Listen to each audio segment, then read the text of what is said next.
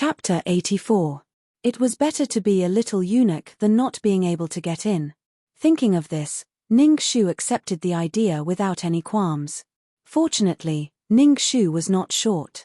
After wrapping the chest cloth and changing into the eunuch's uniform, she looked tall and straight. She was even taller than some of the eunuchs. Hui Mo was an expert in disguise.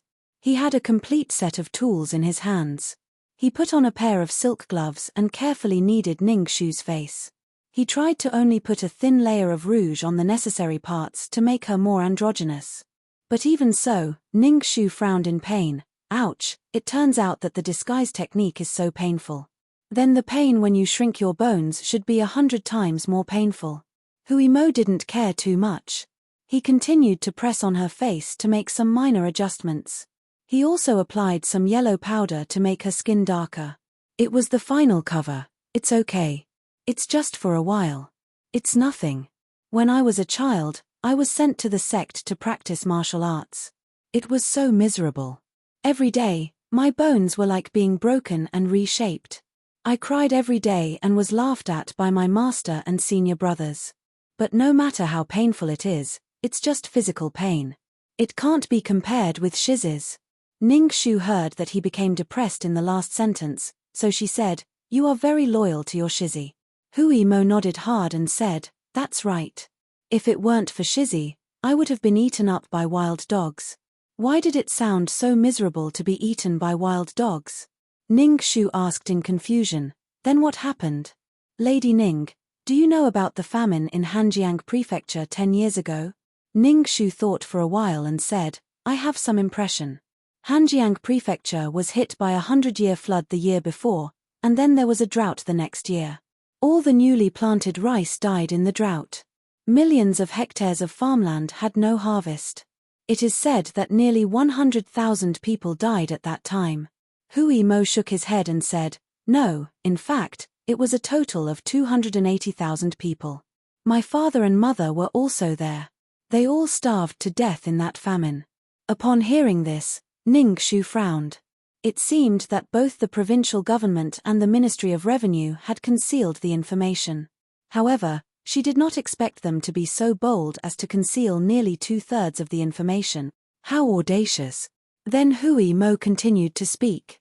"Before he died, my father cut off a piece of meat from his body and gave it to me. He told me that it was a rabbit meat he picked up on the road and wanted me to eat it to survive." Hui Mo smiled. "But I'm small, but my eyes are sharp. At that time, not to mention rabbit meat, even the grass on the ground and the ant holes in the soil had been dug out and eaten. How could you still find rabbit meat? Also, my father's pants are covered in blood. How can I eat my father's meat? I thought that it would be good if the whole family died together. Then I closed my eyes and lay beside my father and mother's bodies, waiting for death quietly. It was a very good day. There were no clouds in the blue sky and the sun above my head was burning. My father and mother's bones were already smelly. Several hungry wild dogs ran over to eat their meat. I was so angry that I wanted to get up and beat them away, but I didn't have any strength. A wild dog ran over and started to bite my meat. I felt that I was going to die because I couldn't feel the pain. Ning Shu had also died many times before, so she could empathize with the feeling of death. She did not say anything and listened to the energetic boy in front of her. When I was about to die, I vaguely heard footsteps in front of me. Then the owner of the footsteps said, "I want him to live." I thought at that time, huh? Is he an immortal? He wants me to live and I can live. The meat on my back was almost eaten by the dogs. Unexpectedly, I survived in the end. Not only did I survive, but I also lived better and better. At that time, almost all the children in our village died. I was the only one who survived. My life was given by young Prince. In addition to me, there were also Shi Yang, Juicy, and Tian Wen. They were all picked up by young Prince from various prefectures. He proudly patted his chest and smiled. So, in this world, anyone can betray young Prince, but we will never. Chapter 85. After listening to his calm narration and looking at his sincere and vivid face, Ning Shu slowly curled up her lips and smiled, I kind of understand why he chose you to serve him. She didn't expect that Xiahou Qing was such a cold person and had the habit of picking up children everywhere. She really couldn't judge a book by its cover. Ning Shu rubbed the porcelain box in her sleeve. In fact, that man was not as unreasonable as she thought. Hui Mo was curious. Why? He was not very confident. In terms of martial arts, he was not as good as Shi Yang. In terms of flexibility, he was not as good as Tian Wen. In terms of alertness, he was not as good as Juicy. In addition to the little tricks such as autopsy and disguise, he had always been a little inferior in other aspects. Because there was vitality in your body, which could prevent him from being swallowed by the endless darkness and cold death when he was surrounded by the plum blossom kiss. Ning Shu thought so in her heart. She smiled and did not answer. Then she changed the topic. How many years have you been serving your master? It was almost evening and the appointed time was coming. Ning Shu changed into a full set of clothes and chatted with Hui Mo on the side of the chilly bridge. I have been serving my master since 10 years ago. In addition to practicing martial arts with my master, I have been serving my master. I am an old man serving my master. Then you should know your master very well. Hui Mo was very confident about this, of course. No one in the mansion knows young prince better than me.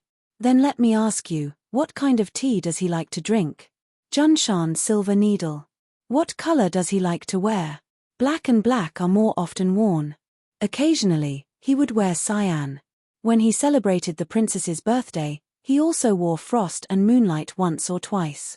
Ning Shu raised her eyebrows. She always saw that guy wearing black. She didn't expect that he would wear such delicate frost and moonlight. She wondered what he would look like in them. Would he be as gentle and handsome as Yun Ruohui? She stopped her imagination and continued to ask, which master's brush and ink does he like? The sage of painting, Wu Daozi. What is the bone he often plays with in his hand? That's. Hui Mo almost blurted out. Xiahou Qing's voice suddenly came from behind him. I remember I reminded you before that the more you know, the faster you will die. Ning Shu was startled. She touched the tip of her nose and said with an embarrassed smile, Hey, we were just casually chatting. Your Highness need not take it to heart. Xiahou Qing snorted coldly and turned around to walk towards the carriage. Ning Shu smacked her lips regretfully. What a pity. So close. Hui Mo patted his chest with lingering fear. Thank goodness, almost. In the future, when he spoke to this Lady Ning, he had to be 10 times more careful. No, 100 times more careful. He must not be tricked by her again. Otherwise, if he accidentally betrayed the crown prince, how would he have the face to return to the Nanping prince's estate? Sob, sob, sob, it was too difficult. Seeing that she did not catch up, Xiahou Qing impatiently urged her. Why are you still standing there? Ning Shu looked over in confusion. She saw Xiahou Qing standing in front of the carriage and reaching out a hand. She looked at her little eunuch uniform, and then silently looked at the sky for a while. Sighing silently, she ran over to take the step stool from Jusai's hands and placed it at Xiahou Qing's feet. Finally, she respectfully raised her hands to support Xiahou Qing's arms. Smiling, she said, Master, please. Xiahou Qing's lips curved imperceptibly. He stepped on the stool and got into the carriage. Chapter 86. Inside the third prince's residence. A thin grey figure passed through the doorway and walked into Xiao Yunyan's study. He reported to the prince in embroidered robes, Your Highness, the banquet tonight has been prepared. It's set up in the Copper Sparrow restaurant. We're just waiting for Your Highness and the young masters to arrive before the banquet begins. Under the screen painted with vivid images of beauties, Xiao Yunyang looked at the list of girls who had just been disposed of. He was speechless for a long time. Hearing the strategist's voice, he came back to his senses and nodded. The maids serving tonight, the strategist in grey whispered, Don't worry, Your Highness. The maids tonight are all new to the residence. No one will be able to find anything that can be used against them. Xiao Yunyang mumbled, That's good. Sixth prince was raised by his mother and is very scheming. He also has the crown prince of Nanping. He usually doesn't attend these banquets, but he agreed to my invitation tonight. He's also an unfathomable person. Right now, the situation outside is tense. It's better not to take risks. The strategist laughed. His hoarse voice was like a vulture waiting for food in a graveyard. Is your highness worried about that rumor? Xiao Yunyan's eyebrows jumped. His wrinkled eyebrows were full of hesitation and indecision. The rumor outside is that the female corpse found in Phoenix Terrace is called Niinu. Do you think? The strategist comforted him. Your highness, don't worry. You're the son of the true dragon. Demons and evil spirits wouldn't dare to act rashly. Also, Furue saw her take her last breath with his own eyes. It was handled cleanly. The manner also checked. There were no abnormalities. No one will suspect our third prince's residence. That's good. Xiao Yunyang nodded. He lowered his head and continued to look at the list in his hand. He felt that each of his fingers was covered in blood. He immediately turned the list upside down on the table and said hesitantly, Sir, do you think I'm doing the right thing? The grey-robed strategist walked over and lit the beauty lamp on the table. He moved the candlelight in front of Xiao Yunyang and said in a hoarse voice, Your Highness, those who achieve great things do not bother about trifles. Which wise emperor in history did not have blood on his hands before he ascended the throne? To say something disgraceful, even if it was your imperial father, can you guarantee that he had nothing to do with the chaos in the palace 25 years ago? Then why did His Majesty faint in fright when Empress Ju's soul returned? Your Highness, you are the eldest son of His Majesty. You should inherit the throne. What he was doing now was just to control those fence-sitters and prevent them from swaying left and right. As for those foolish women, they are infatuated with power and beauty.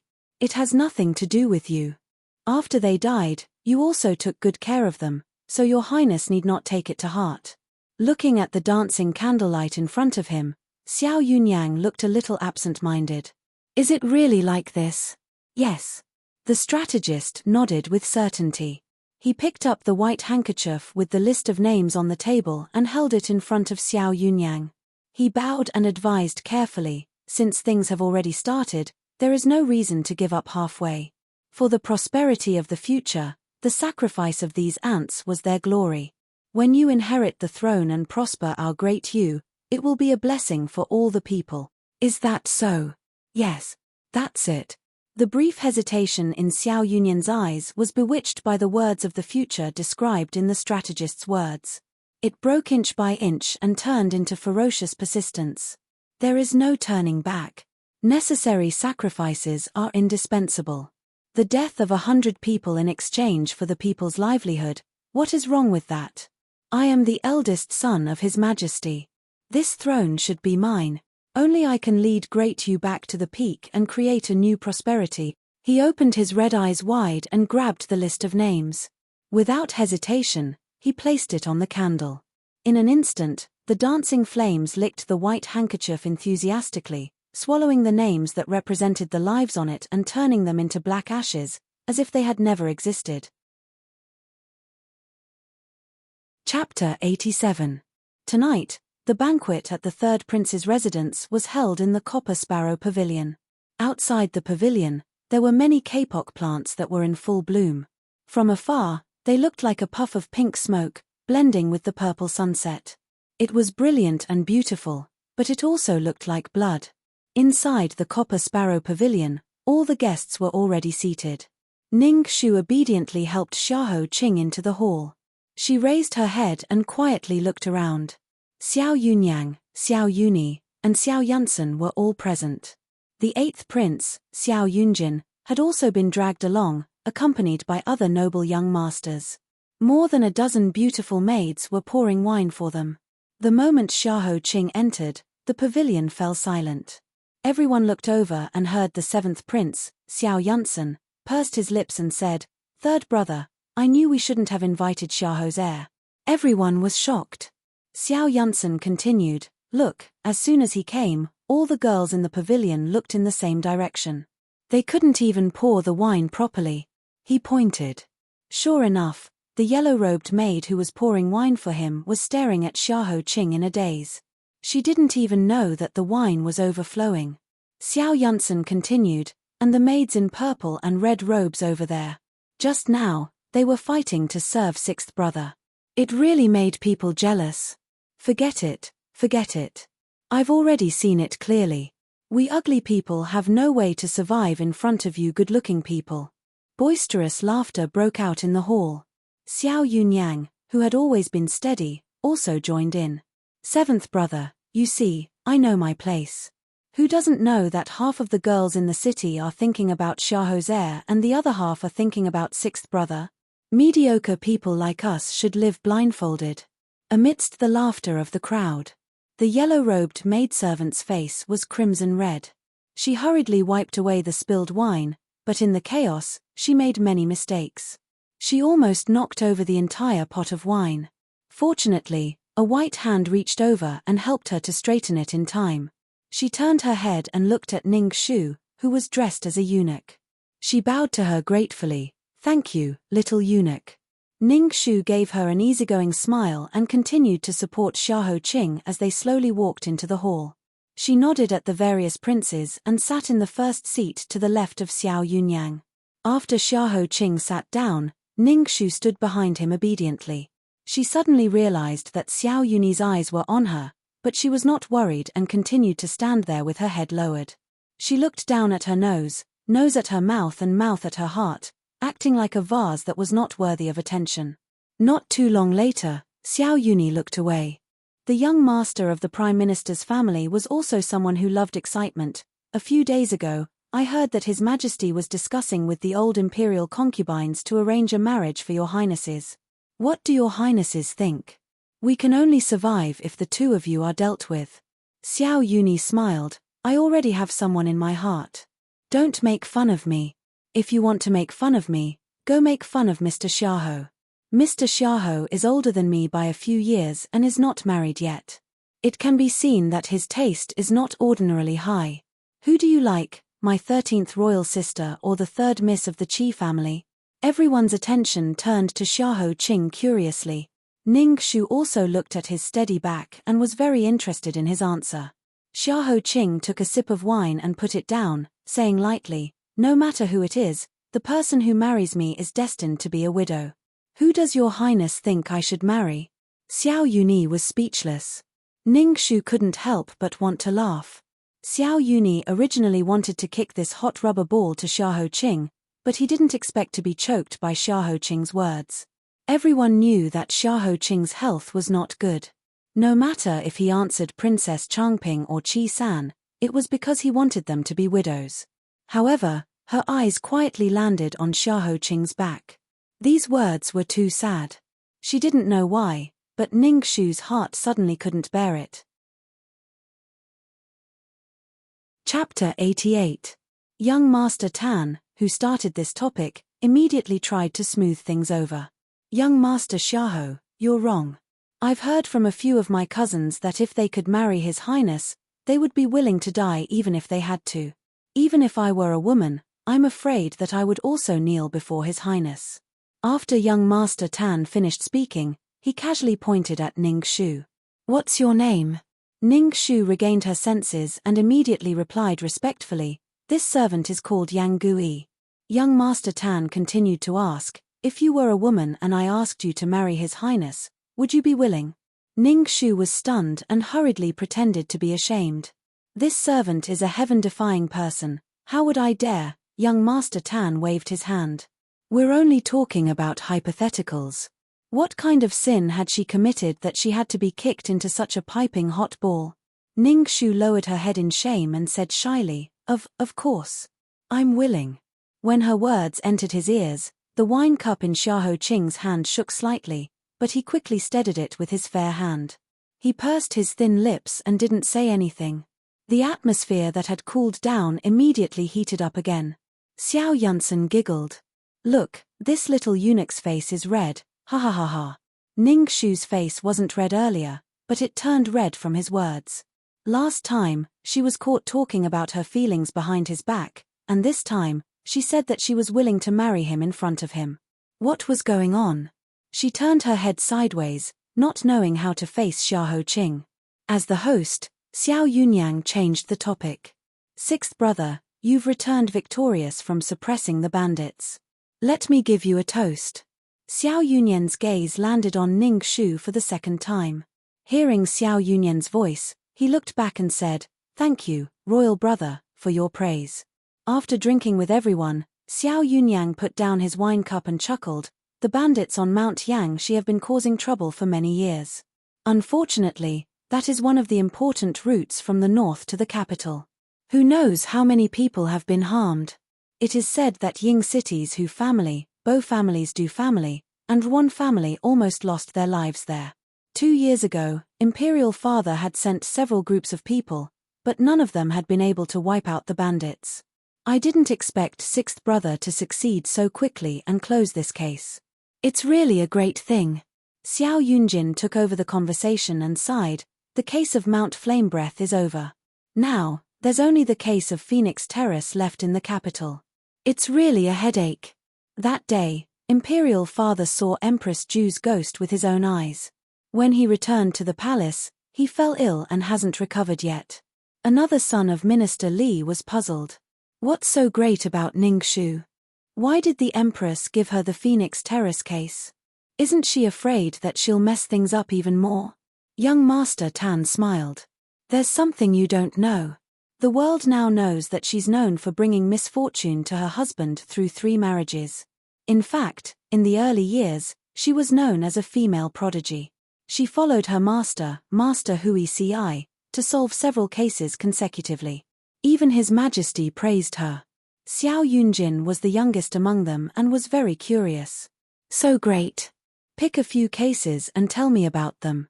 Xiao Yunyang said cheerfully, "Your 6th brother is here. Let him talk." The first case she solved when she was 5 years old was your 6th brother's. 6th brother? Those who were sitting there exchanged glances. That incident happened when His Highness' 6th brother was down and out. Who would want to tell others about what happened when they were at their worst for fun? Xiao Yunyang also realized that his words would offend someone. Just as he was thinking about how to smooth things over, Xiao Yuni raised his head and drank the wine at the bottom of the cup in one gulp. He slowly said, "Back then, before I was taken in by Imperial Mother, I was by Yin Zhaoi's side." Everyone began to listen attentively.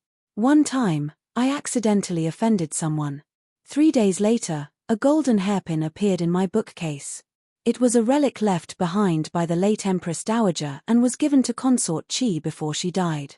I couldn't explain it and could only kneel outside Qian Palace to prove myself. At that time, she followed Princess Xin into the palace to pay her respects and accompanied Consort Qi and the other consorts to admire the flowers in the small garden. After hearing my story, no one was willing to speak up for me. She suddenly pointed at me and said, 'Mother, is this little brother stupid?'" Chapter 89. Xiao Yunsen tapped his chopsticks. "Heh, how bold." Xiao Yuni's lips curled up as a gentle smile appeared on his handsome face that was completely different from his usual aloof temperament. At that time, his heart was immersed in despair. When he suddenly heard that this little girl was also kicking him while he was down, he was furious and thought that if there was a day when he could make a comeback, he would definitely make her regret it. Unexpectedly, then I heard her say, if he wasn't stupid, he would have immediately thrown it into the pond or buried it in the ground after stealing it. Why would he stupidly put it in such an obvious place like a book box? Was he afraid that people wouldn't know he stole it? Or, was he too poor? That shouldn't be the case. If I stole something valuable, I would have immediately exchanged it for something delicious or fun.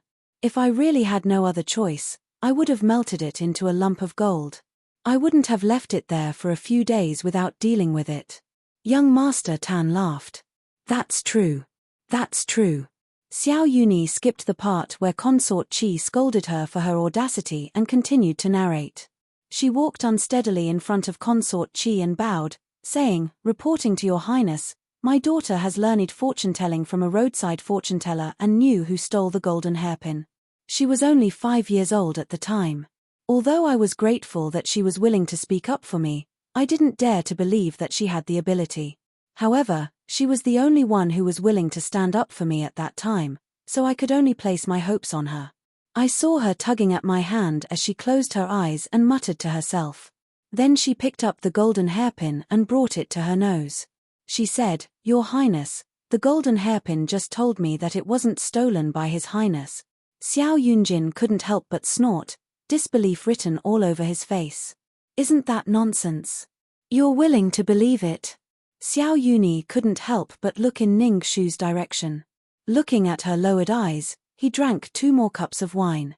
At that time, I also wanted to advise her not to get involved in this mess. But she said crisply, "Ladies, please take a look. His Highness' 6 hands have so many frostbits," and he applied a thick layer of ointment. "This ointment has a strong and pungent smell, and you'll get it on you as long as you touch something." But this little girl smelled the fragrance of the golden hairpin and didn't smell at all. Therefore, I feel that His Highness the 6th Prince has been framed. As for the real thief, it should be the 6th Prince's attendant. Xiao Yunjin and the others' curiosity was piqued. How did she know? There are 3 reasons. First, His Highness the 6th Prince did not find the golden hairpin when he used the book box today. This means that the golden hairpin was just stuffed into the book box not long ago. Only he knows when His Highness the 6th Prince uses the book box and when he does not use it. Secondly, His Highness the 6th Prince found this golden hairpin in his bookcase. After all, as the study companion who carried the bookcase, he was also guilty of not taking care of it properly. However, when His Highness the 6th Prince knelt down to explain himself, he stood leisurely to the side and watched the excitement. It was clear that he and His Highness were not of the same mind. As for the third one, this little girl looked down on him.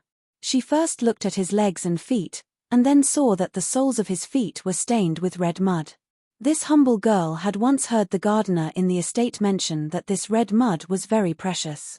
This humble girl had just followed my mother to visit the various concubines and discovered that only consort Chi's garden had this kind of mud.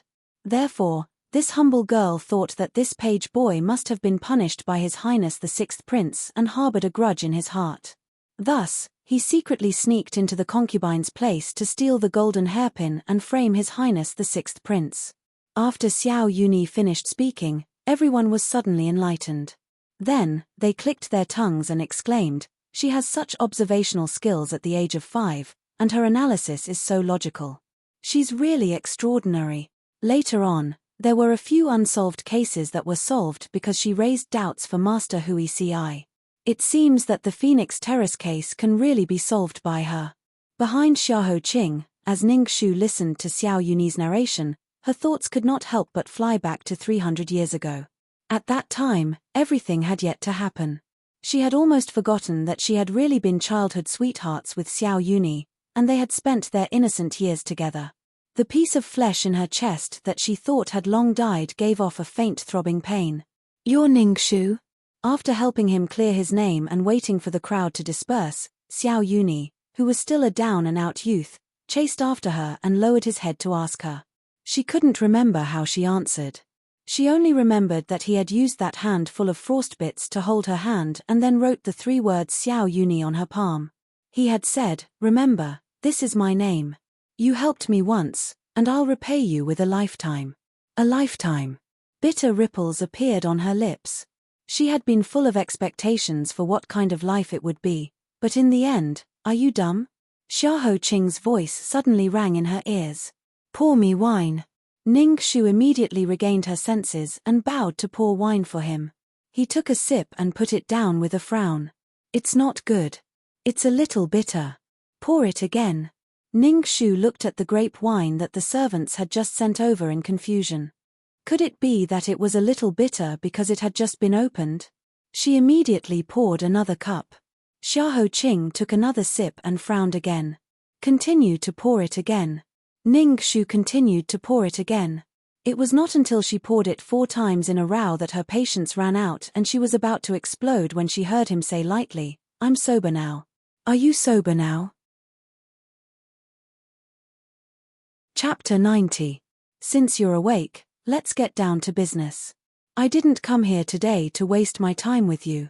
For some reason, Xiaoho Qing's voice sounded particularly cold, like a block of ice. Caught off guard, Ning Shu had a confused expression on her face. She had no idea how she had offended this young master. TSK, A man's heart is really hard to find. Fortunately, Ning Shu was magnanimous and didn't argue with him. She softly replied, yes. Taking advantage of the fact that everyone was in a heated discussion and no one was paying attention to her, she quietly retreated from the hall. After the yellow-robed maidservant finished serving, she followed the other maidservants out with wine pots and cups.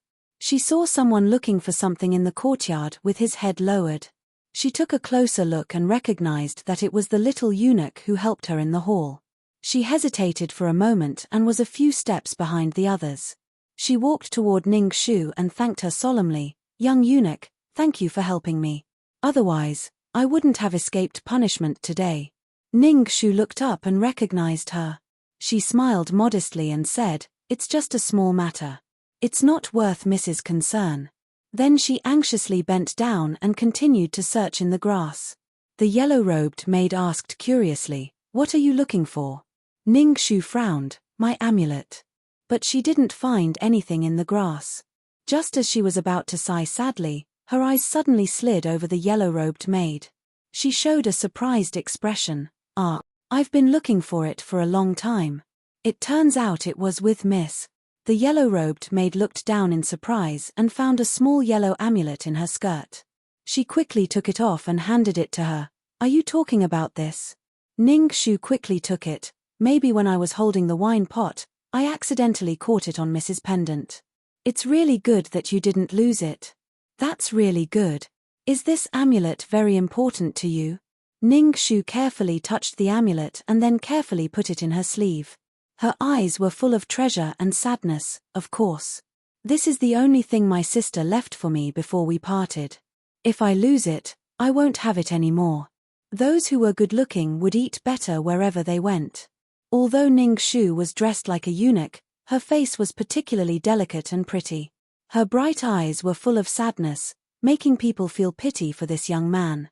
The yellow-robed maid could not help but ask, "Did something happen to your sister?" Ning Shu's eyes were filled with tears. She forced a smile and said, "Miss, you may not know this, but my family met with a disaster several years ago." "My family? My elder sister and I were taken away by human traffickers and sold separately. Since then, we have lost contact with each other. Later on, after many years of hard work, I found out that elder sister had been sold to a prince's mansion to make a living. However, there are many princes in the capital, and I really don't know which one. I'm afraid that I won't be able to find elder sister in my entire life. If it wasn't for the fact that they had nowhere else to go, who would sell themselves to others as a slave?" The yellow-robed maid felt the same way. She asked with sympathy, "What's your sister's name? Tell me, maybe it's in our third prince's residence." Ning Shu looked expectant. "Really? Thank you, miss. My elder sister's name is Wn Liu. I don't know if miss has heard of her before." She was talking about one of the remaining girls in the dance troupe. The yellow-robed maid thought carefully and then said, "Wn Liu. I have vaguely heard this name before, but I've only been in the palace for 2 months, so I'm not familiar with her. I only know that she fell sick a while ago and was sent by His Highness to a farm outside the city to recuperate." "Really? That's great. I've worn out iron shoes for many years, but I never thought that I would actually find her. Mrs. Great Kindness, this humble one will never forget it." Ning Shu excitedly bowed to her with clasped hands. The yellow-robed maid quickly helped her up. Ning Shu wiped away her excited tears and asked in confusion, if she was only sick, why did she have to be sent outside the city? The yellow-robed maid smiled and said, "You don't know this. The first day I entered the palace, I heard from the housekeeper that the servants in our third prince's palace are not like the servants in other palaces. No matter if you're sick or injured, as long as you have one breath left, you have to continue working for the master. His Highness the third prince treats us very well. Anyone who falls sick, he doesn't force us to take care of them. Instead, he sends them to a farm to recuperate. If they're willing to come back after they recover, they can continue working. If they're not willing, when they recover, they'll find a good family to marry into as a reward for serving the master. So, to be able to work in the third prince's palace is a blessing from my previous life, don't you think?" The young girl's heart was filled with respect and joy. "So it's like that," Ning Shu nodded seriously and smiled. Then it's a great blessing. But I don't know which farm it is outside the city. The yellow-robed maid shook her head and said, that I don't know. You'll have to ask the housekeeper. But the housekeeper is busy and doesn't allow us to ask. She wanted to say something, but a steward Memar suddenly walked to the corner of the hallway and pointed at her, reprimanding, I was wondering why the number of people was wrong. So you're here to laze around. The guests are still waiting in the hall. Do you not want to live anymore? The yellow-robed maid didn't have time to greet Ning Shu. She hurriedly ran over and quietly begged the Memar for mercy. The Memar forcefully pinched her and then looked at Ning Shu from a distance across the hallway. Her eyes were very cold. Ning Shu returned a shy and harmless smile. Chapter 91. Looking at the backs of the servant and the yellow-robed maid, Ning Shu's eyes flashed with deep thought. She didn't have time to take a breath and immediately turned to walk towards the stables. Stop. Who are you? The people of the third prince's residence were extremely vigilant. Before she could get close to the stables, she was stopped by the guards. Ning Shu took out the waist token of the Prince of Nanping's residence and smiled, I'm from the Prince of Nanping's residence. It's like this. Our residence's carriage was on the way to the banquet. When it passed by the 7-mile bridge, it was bumped by a rock on the bridge and the axle of the carriage became loose. If it isn't repaired in time, I'm afraid there will be an accident on the way back. That would be a great disaster. Therefore, I have to trouble your residence. I wonder if you can give us one of your carriages to use, or ask your coachman to help us repair the axle. Hearing her words and the fact that it was related to the safety of the Prince of Nanping's residence, the guard hurriedly said, wait here. I'll go and report to the steward. Ning Shu put away the waist token and said with a smile, no problem. I'll wait here. She was from the Prince of Nanping's residence and had a legitimate reason. The guards couldn't stop her and could only let her wait here. Ning Shu waited for a while and seemed to feel a little bored. She casually walked around and said, are those carriages from your residence? No wonder my prince said that among the princes in the palace, only the third prince's bearing is the most elegant and proud. Even the carriage is so luxurious. I've really learned something today. The guards looked at her coldly and didn't say anything. Ning Shu smiled and didn't care. Soon, the guard came back with the order and said, the steward has agreed. We'll help you repair the carriage. You're not allowed to run around. Ning Shu hurriedly thanked them, then I'll have to thank you, big brothers. It was very troublesome to repair the axle. The wheels had to be removed and the bottom of the carriage supported. 5 or 6 people had to work together. Ning Shu watched from the side for a while and wanted to help. However, she was more of a hindrance and was chased away by the guards. She smiled apologetically and obediently stayed away. No one noticed that she had quietly approached the carriages belonging to the third prince's mansion and was carefully observing the surroundings. She lifted a corner of the curtain but didn't discover anything. However, when she approached one of the carriages, the tip of her nose twitched and she vaguely smelled a special fragrance. The afterglow of the evening had faded, and the lanterns had just been lit. With the help of the moonlight and lamplight, she glanced around sharply, squatted down, and touched the wheel. She picked up a dried petal and put it into her sleeve. Soon, she stood in the distance as if nothing had happened. There are 2 clues. First, according to a new maidservant in this mansion, when the maidservants of the third prince's mansion fall ill, they will be sent to a manor outside the city to recuperate. Therefore, this should be Xiao Yunyan's excuse to cover up the maidservant's death. Second, if he wants to send the sick maidservant out of the city, he must use a carriage. Therefore, I just went to investigate the situation of the carriages in his mansion. On one of the wheels of one of the carriages, I found a type of flower called acacia. This flower's fragrance is very strong and won't dissipate for a few days.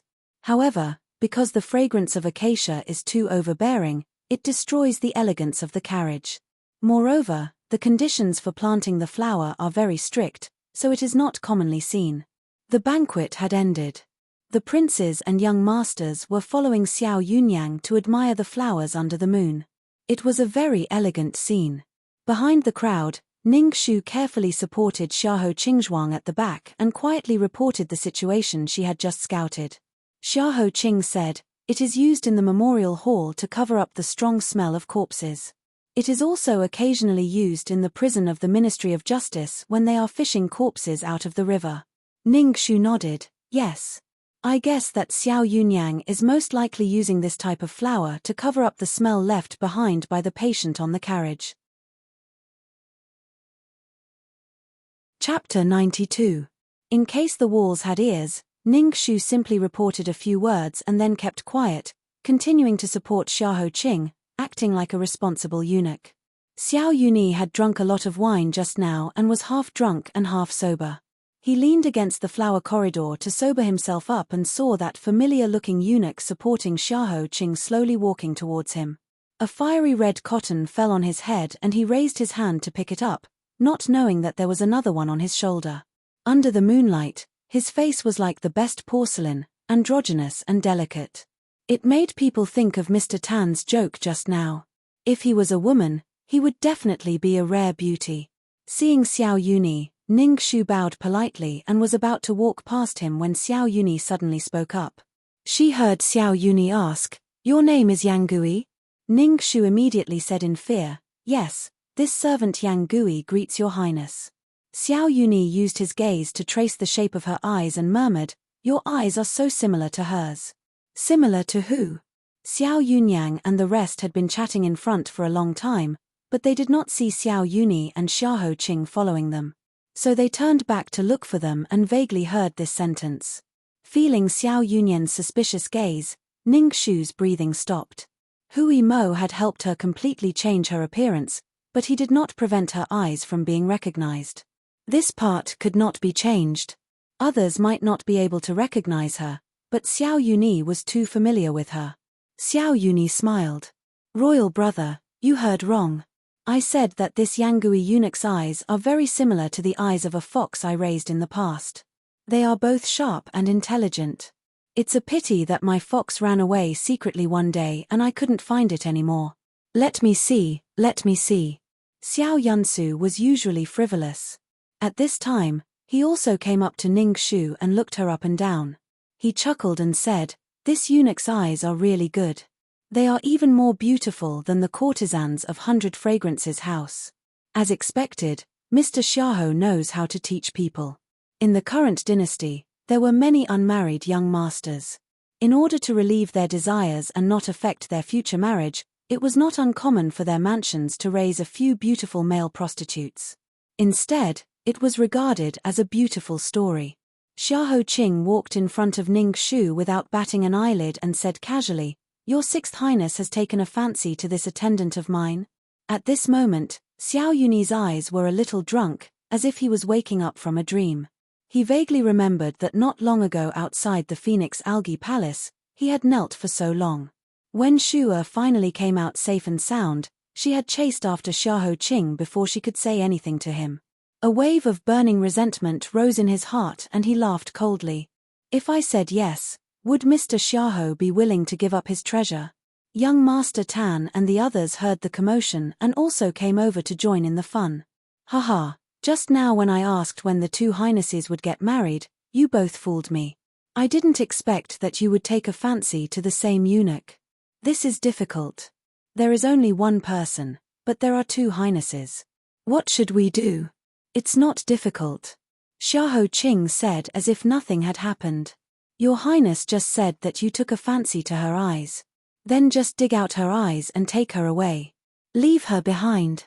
The content of his words was very cold, but his expression was indifferent. The bystanders all thought that he was joking, so they jeered, "Then wouldn't she be ugly?" Xiahou Qing said carelessly, "In any case, I can't see. What does it matter if she is ugly or not?" The suspicion just now was attracted by Xiahou Qing's interruption. Xiao Yunyang said with a smile, "This is a joke. How about this? I will give an idea. Let this eunuch decide who to follow in the future." Chapter 93. For a moment, everyone's eyes were on Ning Shu. She froze for a moment, then slowly curtsied.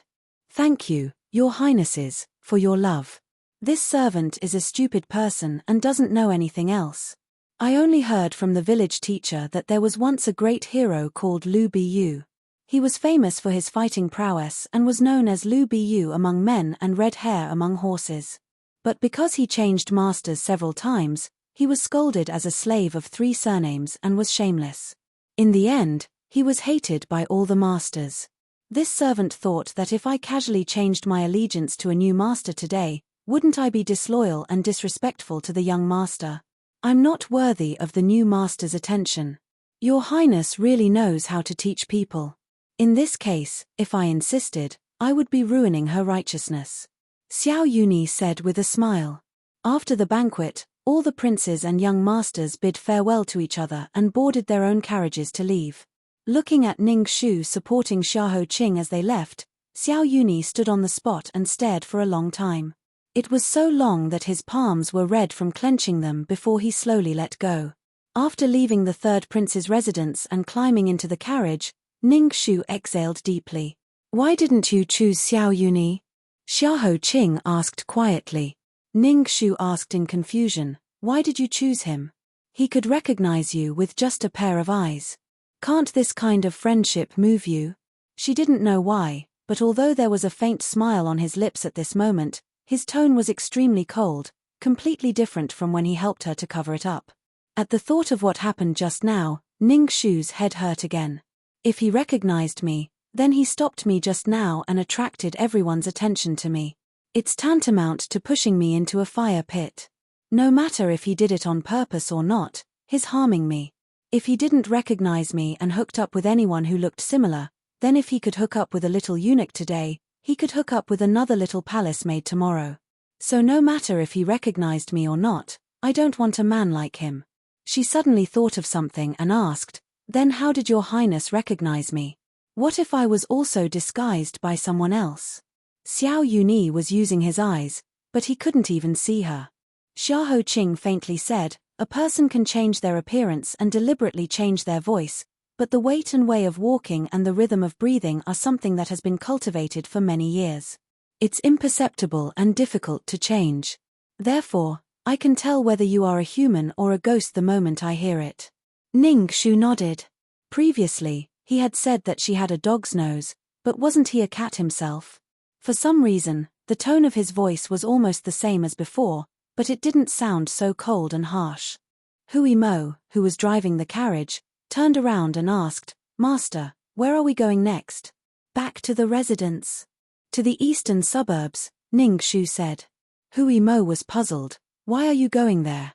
Ning Shu said, because in addition to the night joy, I also found tiny fluorite particles in the soil of the carriage's wheel. And near the capital, only the eastern suburbs have a lot of fluorite ore. Hui Mo frowned. There are at least 100 households in the manor in the east of the city. Are we going to check them one by one? That's a waste of time. No need. Ning Shu dipped her finger into the tea and slowly drew a topographic map of the eastern suburbs on the table. She especially marked the location of the water flow and the fluorite mine. First of all, the night joy can only grow near the water, and there are only 1 stream and 2 springs in the eastern suburbs. So, we can easily reduce the search area by more than half. Secondly, the carriage passed by the fluorite mine on the way back to the capital, so the search area is reduced by half. Finally, the manor where people recuperate must be a quiet and secluded place. It's best that no one will pass by there so that we can avoid being noticed. Her white fingertips finally drew a very small circle on the water-drawn topographic map. So the most suspicious part is only left with this last small piece. I don't know if Brother Hui Mo has heard of Tungto village. Where is that place? She heard Xiahou Qing say, it's a deserted village. A few years ago, hundreds of people died because of the epidemic. The villagers who survived thought that it was inauspicious, so they moved the village. Now, there should only be ruins left. It's the best place to hide. Ning Shu was just about to exclaim that there was nothing this guy didn't know. She couldn't pretend to be profound, but Hui Mo suddenly said in a serious voice, someone is following us. Ning Shu lifted the corner of the curtain and looked back. She whispered, it seems that Xiao Yunyang is suspicious. I have to think of a way to get rid of them. She asked the maid in yellow about Wan Liu. As long as Xiao Yunyang was suspicious, it was easy to get the information. So, not only did she have to get rid of them, but she also had to get rid of them as soon as possible. Then, she immediately rushed to Tungtou village to investigate. Xiahou Qing was not worried at all. He leaned on the brocade cushion calmly. He didn't move at all. He looked like he was watching the fun. He said casually, "You attracted the flies, so you have to deal with them yourself." She had to deal with them herself. Time waits for no one. If she wanted to get rid of these people as soon as possible and not arouse Xiao Yunyan's suspicion, the best way was to do that. Ning Xu sighed in her heart. Suddenly, she let out a panicked and hurried gasp, "Your Highness, don't do that." The carriage suddenly stopped. She heard the rustling sound of clothes being undressed. Chapter 94. Several men in black followed them all the way. Suddenly, they saw the carriage of Prince Nanping's mansion stop. The carriage driver hurriedly rolled down and stood far away, as if to avoid suspicion. Suddenly, there was a sound that made people want to fall in love with her. Ning Xu said in a low voice, "Sorry to offend you." Then she leaned over and knelt on Xiahou Qing's legs. "Your Highness, I know I'm wrong. I won't dare to look at other men in the future. Please don't do it here. If someone passing by hears it." The girl sat on both sides of his legs. She didn't dare to touch him, so she put her hands on the inner wall of the carriage. But her breath was close. Xiahou Qing's hand that was twisting the bone in his palm froze for a moment. But it was only for a moment. He adjusted himself and continued to play the show with her in a sullen voice. "Do you still want to come out in the future?" "No, no. I'll stay in the mansion obediently. I won't dare to come out and make trouble again." "Your Highness, don't be angry." "Ah, it hurts." "Your Highness." "No, you can't touch there. Please forgive me." The voice in the carriage became more and more passionate. The movement could be heard from a mile away. It made people blush. Several men in black didn't give up. They moved closer and saw that in the corner of the curtain that was blown up by the wind, Xiahou Shiz's black brocade robe and the little eunuch's moon-colored robe were entangled. One was dark and the other was light. It was very intimate. The men in black looked at each other and retreated silently. After a while, Xiahou Qing's cold voice came from inside. "Are they still here?" Hui Mo stammered, They're all gone." His weak heart was baptized by a storm. He didn't know where to put his hands. He only felt that his Shizi and Lady Ning's act was really. He knew that Lady Ning had always been more fierce than ordinary people. But his Shizi actually cooperated, which was completely beyond his expectation. Hearing the response, Xiahou Qing said expressionlessly, "Are your arms or legs broken? Why aren't you getting up?" Ning Xu immediately got up like a spring and sat back on the opposite side. She rubbed the tip of her nose embarrassedly. "Thank you for your cooperation, Your Highness." In a moment of desperation, she had resorted to such a method. Now, she was so embarrassed that she wanted to cover her face. She only felt that her image in front of him had been shattered to such an extent that it was too horrible to look at. Hui Mo got into the car and continued his journey to the eastern suburbs. For a long time, no one spoke in the carriage. Only the sound of their own breathing and heartbeats could be heard. Ning Xu was really thinking of what to say to break this awkward situation when she heard Xiahou Qing silently lift a corner of the curtain to let in a wisp of cold night wind. He lightly said, "There won't be a next time." Ning Xu smiled apologetically, "There won't be a next time." "Really?" In the third prince's residence, Xiao Yunyang raised his eyebrows and asked after listening to his subordinate's report. "This servant saw it with my own eyes. It shouldn't be fake." Xiao Yunyang sneered and ridiculed, "No wonder there are so many women in the capital. No matter if it's little 13 or the third miss of the Qi family, Xiahou Shizi doesn't like any of them. It turns out that he has such a hobby. Let me be alarmed. I thought that he suspected me." Xiao Yunyang thought for a moment and then said to the skinny, grey-clothed strategist beside him, "But just in case, it's better to do things cleanly. Mister, immediately send a message to the other side. Tell them to dispose of the remaining people tonight. Make sure to do it cleanly and leave no evidence behind." Under the beautiful screen, his expression was extremely gloomy and dark, like a bloodthirsty knife. Chapter 95. Hui Mo's driving skill was very good. After more than 2 hours, they arrived at the eastern suburbs. At this time, it was almost midnight. The surrounding area of Tengtu village was desolate. There was not even a single light. Everywhere was covered by lush weeds. Many houses had long decayed and collapsed. It really didn't look like a place where people lived. Even ghosts didn't want to stay here. Is it really here? Hui Mo stood at the entrance of the village and looked here suspiciously. There are no footprints or wheel prints on this road. It doesn't look like someone has passed by. Ning Shu felt it was a hindrance. She tied up the oversized sleeves of her official uniform and jumped out of the carriage. If I remember correctly, this Tengtu village has been deserted for 7 or 8 years. It stands to reason that this path should have been covered by weeds. But you see, there is no problem with this path. As for the fact that there are no footprints or wheel prints, it shows that these people were extremely vigilant. Before entering the village, they used a thick and soft cotton cloth to wrap the wheels and soles of their feet. Naturally, there won't be 2 deep marks left. Let's go inside. The fragrance of the night flower is very special. It is our best guide. When she was about to enter the village, she suddenly remembered that Xiahou Qing had bad eyes. She hurriedly turned back and said, "Your Highness, this way please. This slave, this little girl will help you." Xiahou Qing refused. "No need." Ning Shu looked over in puzzlement. She saw him raise his hand and strike out a gust of wind from his palm. A small pebble shot out with the gust of wind, bouncing left and right when it hit an obstacle. As for Xiahou Qing, based on the feedback of the sound he heard, he walked forward naturally without any obstruction. Ning Shu was flabbergasted. She recalled how she had groveled to support and serve him, and felt like an idiot. Hui Mo smiled and said, "I told you earlier that my master is omnipotent." Ning Shu was a little numb. Then why did she could understand that he was hiding his strength in front of others. But what about behind the scenes? Xiahou Qing, who was in front of them, said lightly, "Because he was tired." Ning Shu looked up at the moon in the sky and was speechless.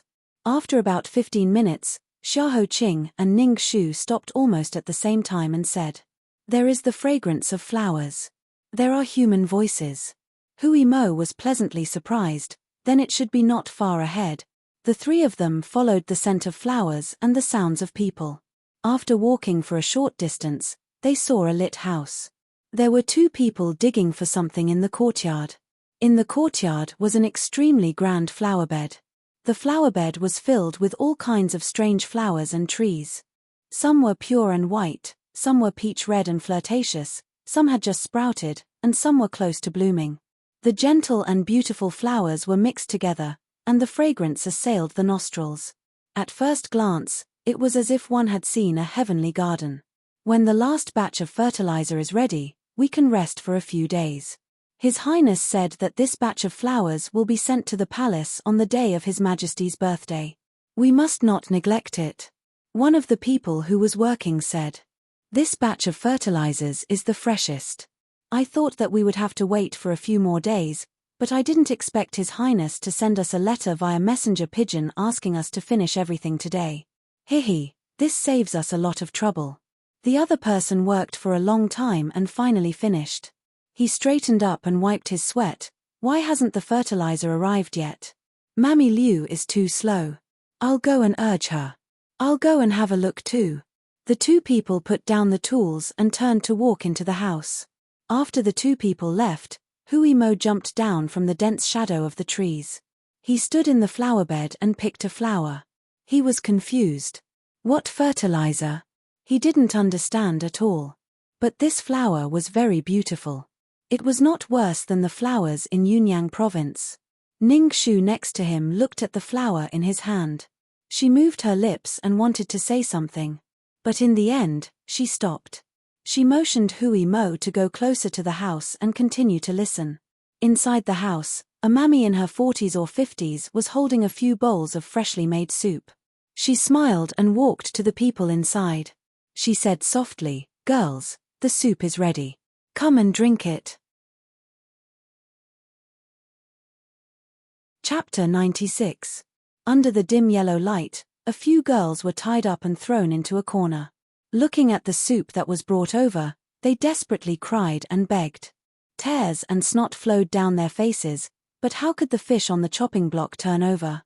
The granny sighed as she carried the soup. She walked over and grabbed one of the girls by the neck.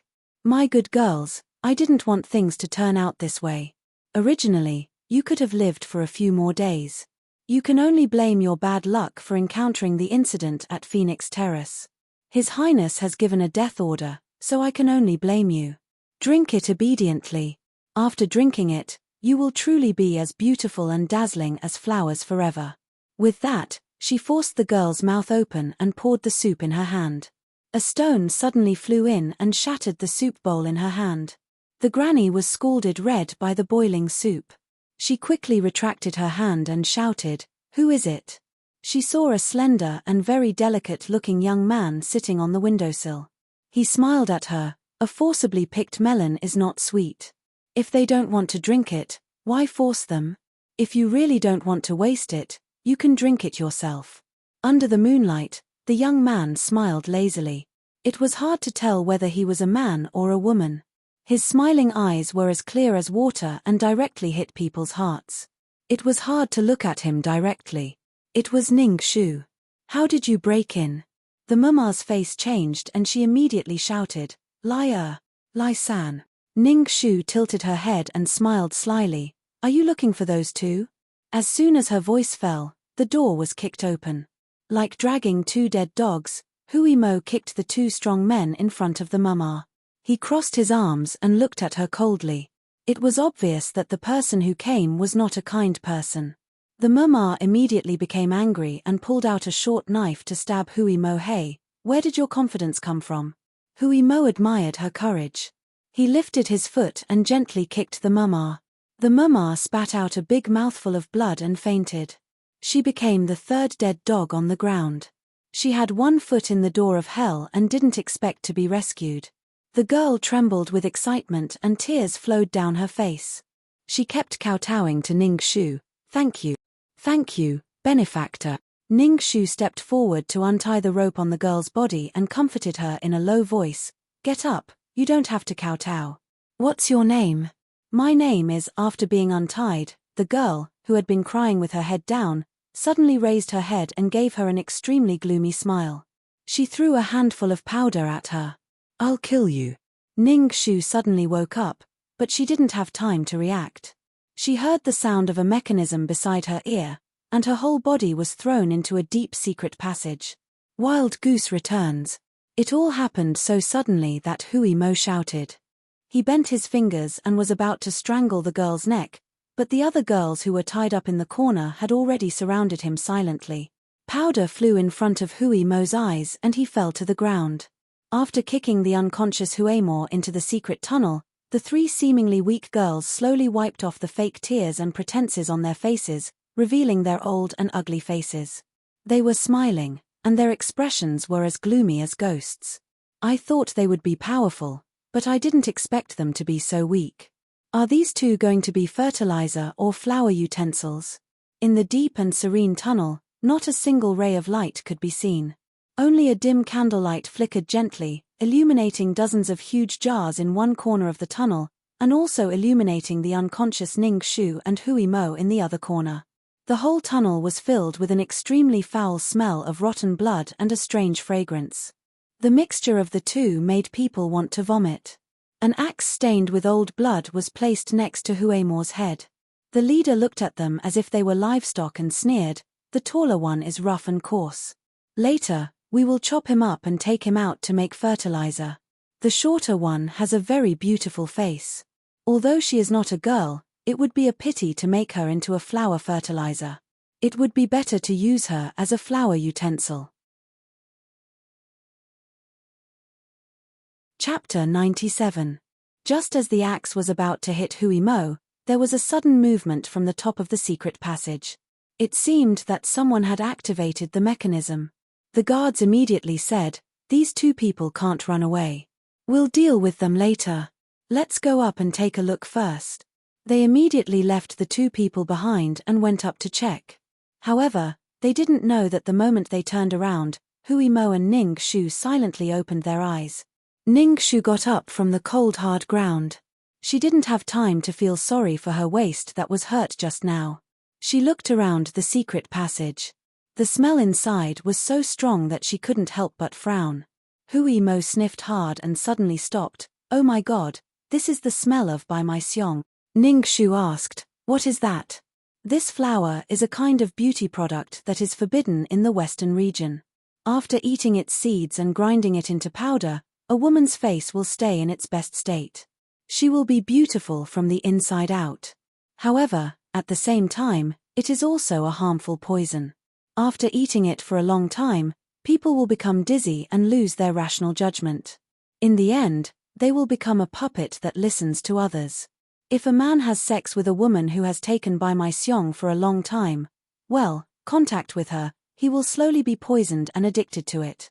Once, the king of Shi Tuo Luo used this thing to control his court. In the end, the court was in chaos and it led to the destruction of Shi Tuo Luo Luo. The third prince has this kind of thing. What does he want to do? What does he want to do? Ning Shu's clear eyes flashed a touch of fierceness. Of course, it's for the throne. In fact, it was common for a noble family to keep prostitutes. In many banquets, when they entertained male guests, they would arrange some outstanding maids to serve them. When they were just exchanging cups and getting drunk, who could prevent those beautiful young girls from having such secrets hidden in their bodies? It was no wonder that even though Xiao Yunyang's aptitude was considered mediocre among the princes of His Majesty, he still had a lot of fans in the court. It was likely that he had borrowed the power of this 100-charm fragrance. Perhaps even Jin Sheng himself couldn't believe that the most gentle and reserved prince among the 6 princes was secretly using such a despicable method. Hui Mo's expression was very uneasy. But why does this flower grow here? What happened? Hui Mo fell into a deeper fear. He could not help but bite his fingernails, because this flower usually grows in corpses. If it grew in a corpse, then the smell of rotting blood in the air was. Ning Shu's expression became serious. Her gaze quickly fell on the huge jars in the other corner. She walked over to take a look, and then closed her eyes forcefully. She then walked deeper into the secret passage and found many of these huge jars in every corner. There were more than 100 of them. There was a girl lying quietly in each of the jars. Some of them had been dead for a long time, and their bones had long rotted away. Some of them had died not long ago, and their finger bones were still clinging to the mouth of the jar. They were looking up at the sky, and their eyes were wide open. Each girl had 17 to 18 wounds on her body, which had long rotted. Inside each wound, there was an extremely beautiful and bizarre 100-charm flower. The roots of those flowers and plants had deeply penetrated into the girls' flesh and blood, greedily absorbing the nutrients inside their bodies. They bloomed and bore seeds, until they were completely sucked dry and turned into a pile of bones. Since then, she completely understood. When these girls were alive, they were marionettes that Xiao Yunyang used to control people's hearts. After they died, they were flower vessels that were used to plant more 100-charm flower. Sending them to the village to recuperate when they were sick was simply a pretense. Looking at the scene in front of her, which was even more terrible than hell, Hui Mo clenched his teeth and could not stop trembling. Why do they treat them like this? Are these girls not the same as them in the eyes of those people? Ning Shu took a deep breath and turned her head away. She could not bear to look at it for a moment. Some people stood at a certain height and could not learn to look down. They only felt that they needed to look up or at the same level as human lives, and the ones kneeling at their feet were just livestock that they could trample on at will. Chapter 98. Ning Shu reaches out her hand and closes the girl's eyes. Suddenly, she hears a faint cry from a jar in the depths of the secret passage. Help, help. I don't want to die, someone help me.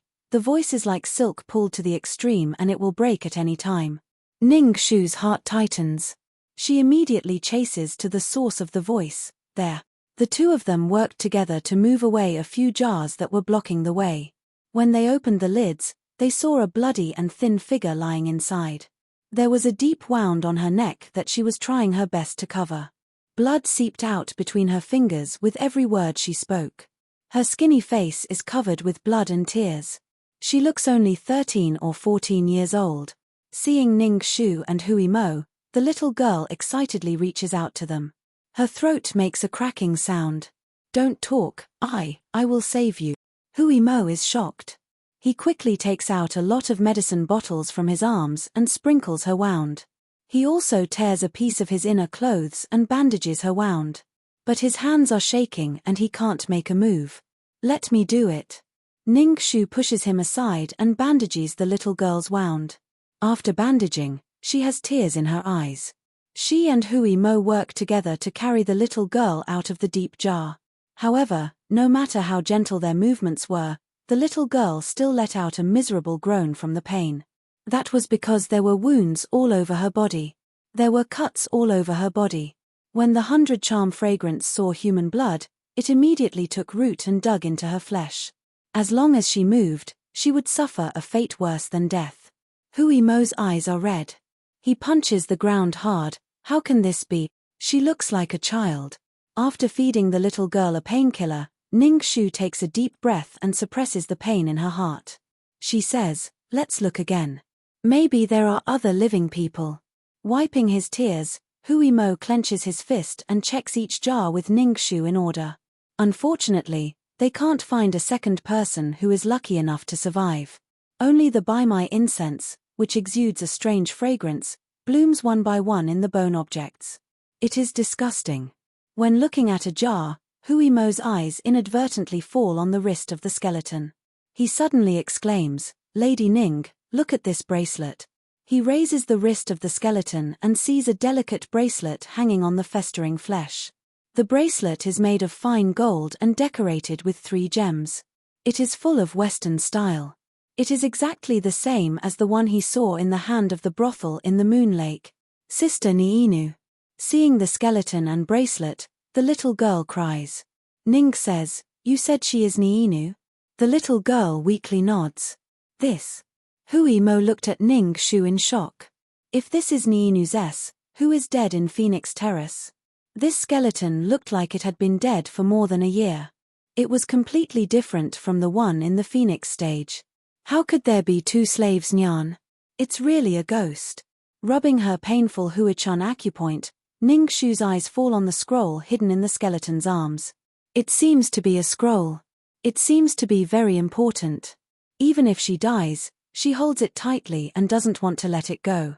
Ning Shu silently apologizes. She walks over and opens it. She didn't expect it to be a picture scroll. The painting has been around for a long time. The edges and corners are yellow, and there is a large brown bloodstain, but the painting is really beautiful. Every stroke of the brush was charming and gentle, and it seriously depicted 2 young girls swinging under a flowering tree. One of them was slightly older, holding a green plum leaf in her hand. She smiled at the person outside the painting, and her eyes were like stars. The other one was slightly younger, leaning on her elder sister intimately. She stretched out her hand to grab the falling flowers from the mandrake tree above her head. The faces of the girls are hundreds of times more beautiful than the blooming mandala flower. Next to the painting, there are 2 lines of signatures remembering the 21st year of natural selection, August, Yu Zhao, Niinu swing picture. Ruo Hui. Looking at the smiling eyes of the girls in the painting, for a time, countless images flashed in front of Ning Shu's eyes. There is the hazy rain in Jiangnan, the green plum rolling on the ground, the glaring blood words on the ground, the white hibiscus blooming on the pink sleeves, the ink-colored robe wet by the rain, the magnificent palace wall, the 5th princess's unwilling sigh, Yun Ruohui holding back the tears in the corner of her eyes. Thousands of images converged into a white light and exploded in her mind. She murmurs, "So, it is like this." Chapter 99. By the time Ning Shu crawled out of the secret passage, Xiaoho Qing had already dealt with the other dogs. He was slowly sipping tea under the care of Ju Sai. Ning Shu wiped the sweat on her head. Looking at her dirty and smelly body, and then looking at the handsome and outstanding man, she felt a little sour in her heart. However, when she saw those vicious dogs, she felt much better. Because the tendons of those people's hands and feet were all cut off, they were thrown into the fertilizer pits that they had dug before, slowly composting. They wanted to commit suicide by biting poison, but their jaws had long been removed. They were like a pile of mud, experiencing the purgatory that the girls who had been tortured by them had suffered. Ning Shu's eyes swept across the ground and found pieces of hidden weapons made of gold foil on the ground. At a glance, she knew who made them. She looked at the gold foil a few times with heartache and thought, what a waste of God's gift, what a waste of God's gift. Why didn't I see him being so generous when we talked about splitting the expenses 50-50? So, you already understand the mystery of this case? After listening to her narration, Xiahou Qing put down the teacup and said slowly. Ning Shu shook her head, I can't tell you everything, just a general idea. Because I still have 3 questions. First, how did she become her? Second, who is the second Niinu? Third, why must it be Phoenix Terrace? The first question, I should be able to find the answer in the Ministry of Justice. The second question, I have to wait for Zigue to come back, and everything will be revealed. The third question, I can only go to him. Which him? Yun Ruohui. Xiahou Qing nodded, got up and said, take this little girl with you. Ning Shu said, what about the mess here? Hui Mo and Ju Sai can handle it. Xiahou Qing casually raised his chin. Gently handing the little girl to Ju Sai, Hui Mo quickly took the tools and dressed himself up according to the appearance of the leader of the vicious dogs. The other guards who came with Ju Sai helped him. Not long after, the manor full of beautiful flowers had been restored to an ordinary paradise. Xiahou Qing said, let's go. Ning Shu nodded. Just as she was about to step out of the courtyard, an arrow suddenly shot towards her glabella. Fortunately, Xiahou Qing grabbed her and helped her avoid the hidden arrow. Caught off guard, she bumped into Xiahou Qing's arms. Ning Shu was stunned for a moment. Before she could think of anything else, she immediately looked outside the courtyard. The third prince, Xiao Yunyang, held a bow in one hand and maintained an archery posture with the other. His gaze was gloomy as he looked at them. The mask of gentleness and sincerity that he used to wear on his face was completely removed, revealing the true ferocious face underneath. He put down the bow in his hand, lowered his head and revealed the whites of his eyes. He sneered at them like a ghost, so it really is you too. If she didn't tell me, I would have been deceived by you. Now, since my biggest secret has been exposed by you, I can only ask you to be buried with my secret. Ju Sai and Hui Mo wanted to stop him, but it was too late. As Xiao Yunyan's voice fell, hundreds of his guards lit the fire in their hands. Suddenly, there was a loud explosion around the courtyard. In an instant, the mountain shook and the ground shook. The raging fire burned the sky. Behind the curtain of fire, Xiao Yunyang let out a wild laugh. Obviously, he had completely gone crazy.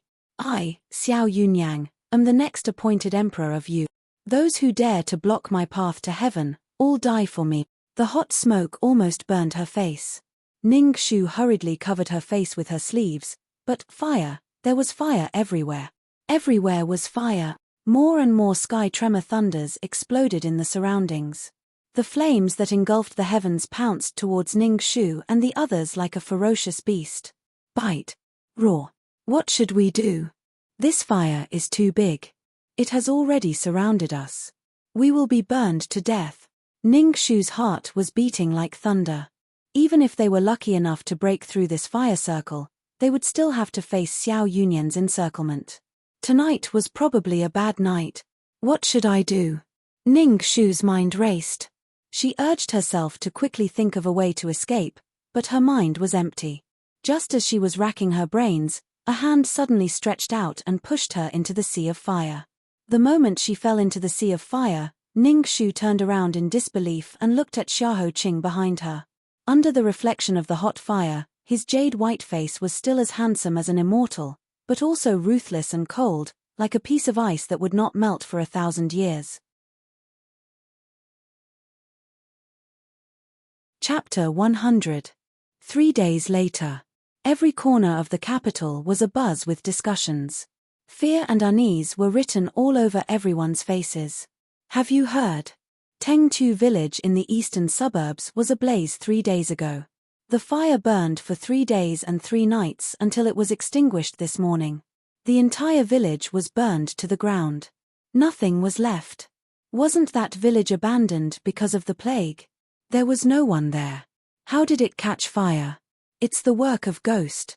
It must be the work of ghost. Hundreds of people died there in a single night.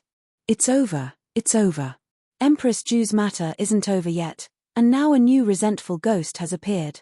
We can't stay in the capital anymore. Have you heard of the other matter? Duke Ning's Lady Ning, who was appointed by the Empress to investigate the case, has disappeared.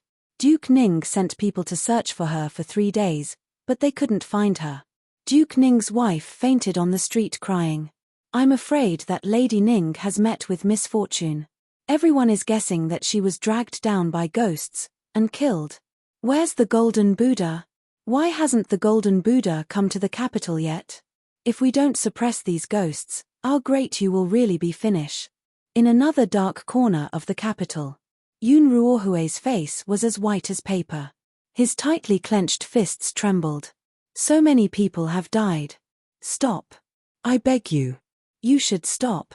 Standing in front of him, the well-dressed woman smiled faintly. Her smile was as warm as a spring breeze, but it was also terrifying. Are you criticizing me? Don't forget that night on Phoenix Terrace, I stabbed Niinu's heart, but you were the one who set the corpse on fire. I'm a devil, but how good are you? In that instant, Yun Ruohue felt a sharp pain in his heart. She raised her hand and gently caressed his pale but handsome face. Only when they're dead will people not know that the Yun family's outstanding and talented eldest young master Yun actually had such an unbearable past with a lowly courtesan of a brothel. Speaking of which, you should be thanking me. Her movements were so gentle, and her voice was so affectionate, as if it contained years of infatuation. But it made Yun Ruohue so scared that he felt as if he had seen a ghost. He retreated 3 steps in succession to avoid that soft barbarian. The woman's hand froze for a moment, her tone suddenly became cold, and a strong hatred surged on her face. Are you blaming me? But the one who caused all this tragedy is you.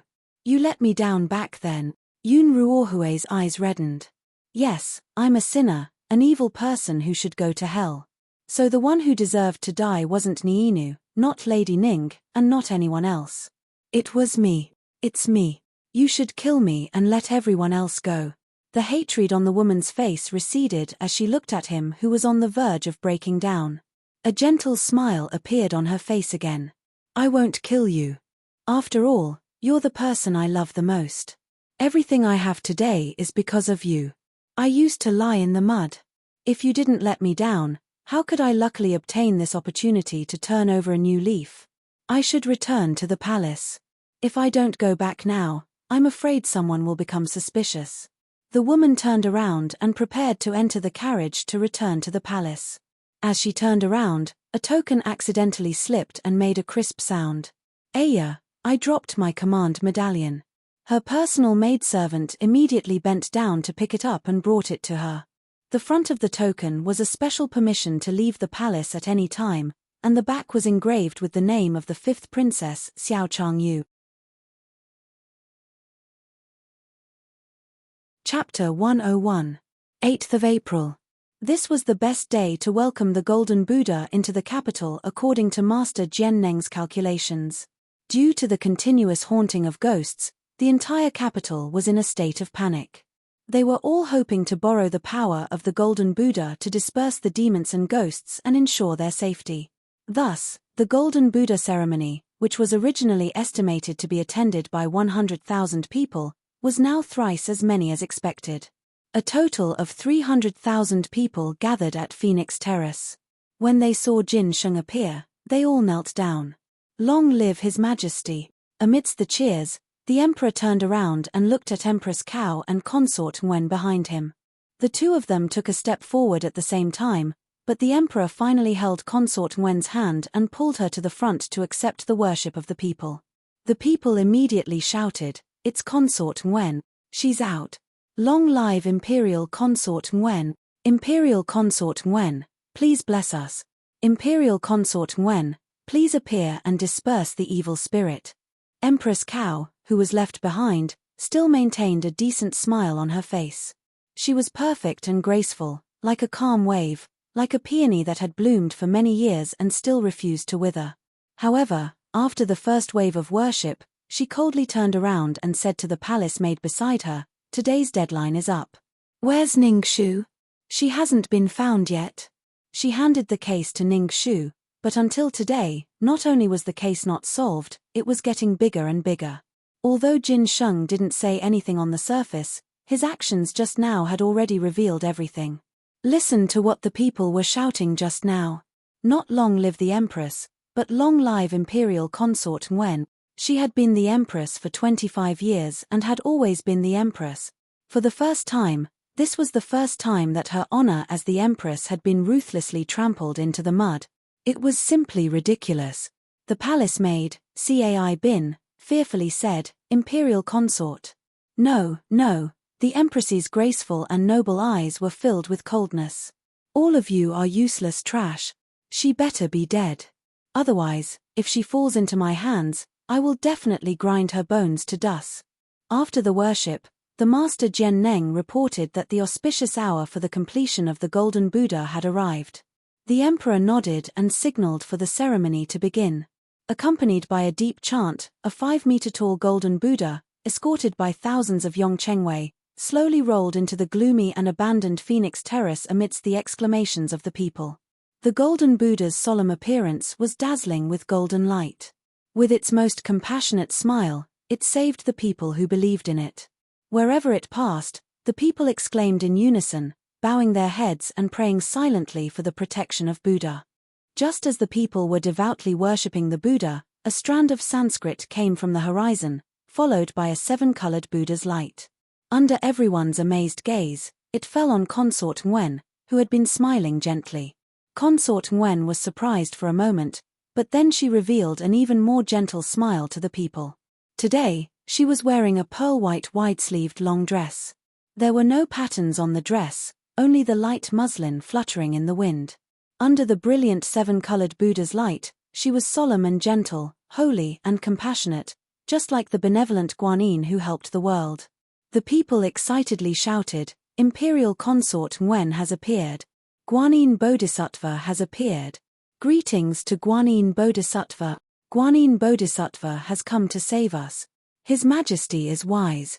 Imperial Consort Nguyen is wise." The frightened people were finally appeased at this moment. The emperor's face finally revealed a satisfied smile for the first time in a few days. He said to the Empress, "Empress, I remember 10 days ago you said that when the Golden Buddha enters the capital, you will give an explanation for this case as the first gift to welcome the Golden Buddha. What's the explanation?" Under the emperor's unfathomable gaze, Empress Cow clenched her fists and said, "Reporting to your Majesty, the sinful woman, Ning Shu, has an extremely evil fate. She is the bane of our great Yu's existence. This ghost's mischief was caused by her. Now that her whereabouts are unknown, I think we should capture her entire family to atone for her crimes." Chapter 102. Xiao Yunyang, who had been standing beside the emperor to watch the ceremony, had a sinister smile in his eyes. The 5th princess sighed but did not stop them. Her illness had worsened recently and she could not even take care of herself. She could only sigh in pity. Below the stage, Xiao Yuni, who was leading Yongchengwei to escort the Golden Buddha, immediately raised his head and was about to rush forward to plead for leniency. But it was too far. He was too far away. It was too late. A moment of hesitation flashed across the emperor's face before he quickly made a decision. "Then we'll do as the empress says." Then, he pulled Consort Nguyen's hand and shouted to the 300,000 people below the stage. "Duke Ning's sinful daughter, Ning Shu, is a jinx who brings calamity to our dynasty. Guards, immediately arrest Duke Ning and his family and take them to." The emperor was about to finish his words when the crowd, which had just calmed down, suddenly burst into exclamations again, as if they had seen a miracle. Everyone followed the sound and turned to look. They saw that the 7-colored Buddha light that had descended not long ago had descended again for some reason. Like a rainbow in the hands of an immortal, It leisurely fell on a person wearing a curtained hat in the corner of the wall. That person's figure was graceful and slender like an orchid. Under the shocked gazes of the crowd, she calmly took off the curtained hat on her head and revealed a beautiful smile. It was like the first pomegranate in early summer, like fire. In an instant, the emperor, Empress Cao, the imperial consort, Xiao Yuni, everyone's expression changed. Xiao Yunyan's footsteps swayed and he almost slipped. His face was full of disbelief. How could this be? After a moment of shock, the people discussed and said, "Why is there another Guanyin? No, there's only one Guanyin, Consort Wen. How can there be a second one?"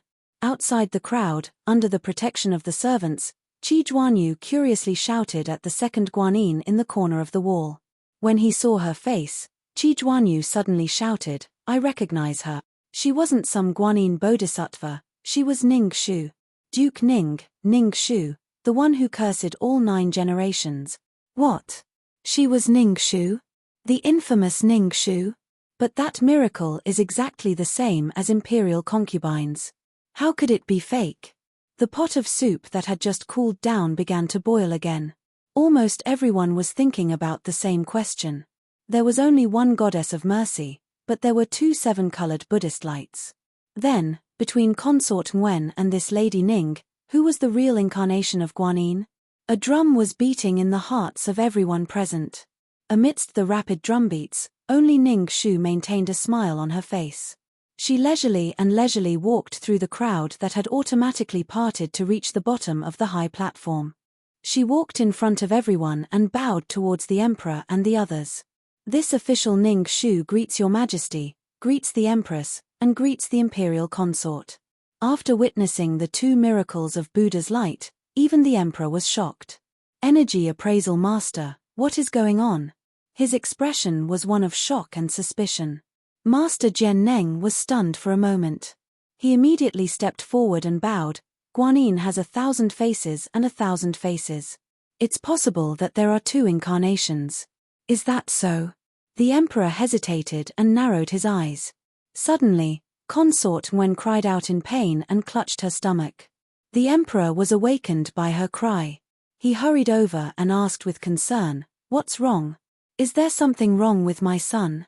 Consort Wen leaned on the emperor's shoulder and frowned for a long time. She smiled guiltily. "I've made your majesty worry. It's my incompetence. I've only been standing for a while and I can't stand it anymore. It doesn't matter if I suffer a little, but if I hurt your majesty's dragon child, I won't be able to escape death." The emperor looked at the fine beads of sweat on her forehead with heartache. He took the handkerchief handed over by the palace maid and personally wiped it for her. He said kindly, "You are already pregnant. Today, you have been standing here for a long time for the Golden Buddha ceremony. It is normal for you to be tired. Now that the ceremony is over, quickly return to the palace with me to rest. I won't allow anything to happen to you and my son." Since 10 years ago, when the youngest 13th prince was born, there was no other child in the harem. He repeatedly wondered if he was getting old. The child in Consort Wen's stomach was the only one in 10 years. Moreover, the imperial physician diagnosed that it was the dragon child. When he heard the news, his heart almost burst with joy. Therefore, he wouldn't allow anything to happen to this child.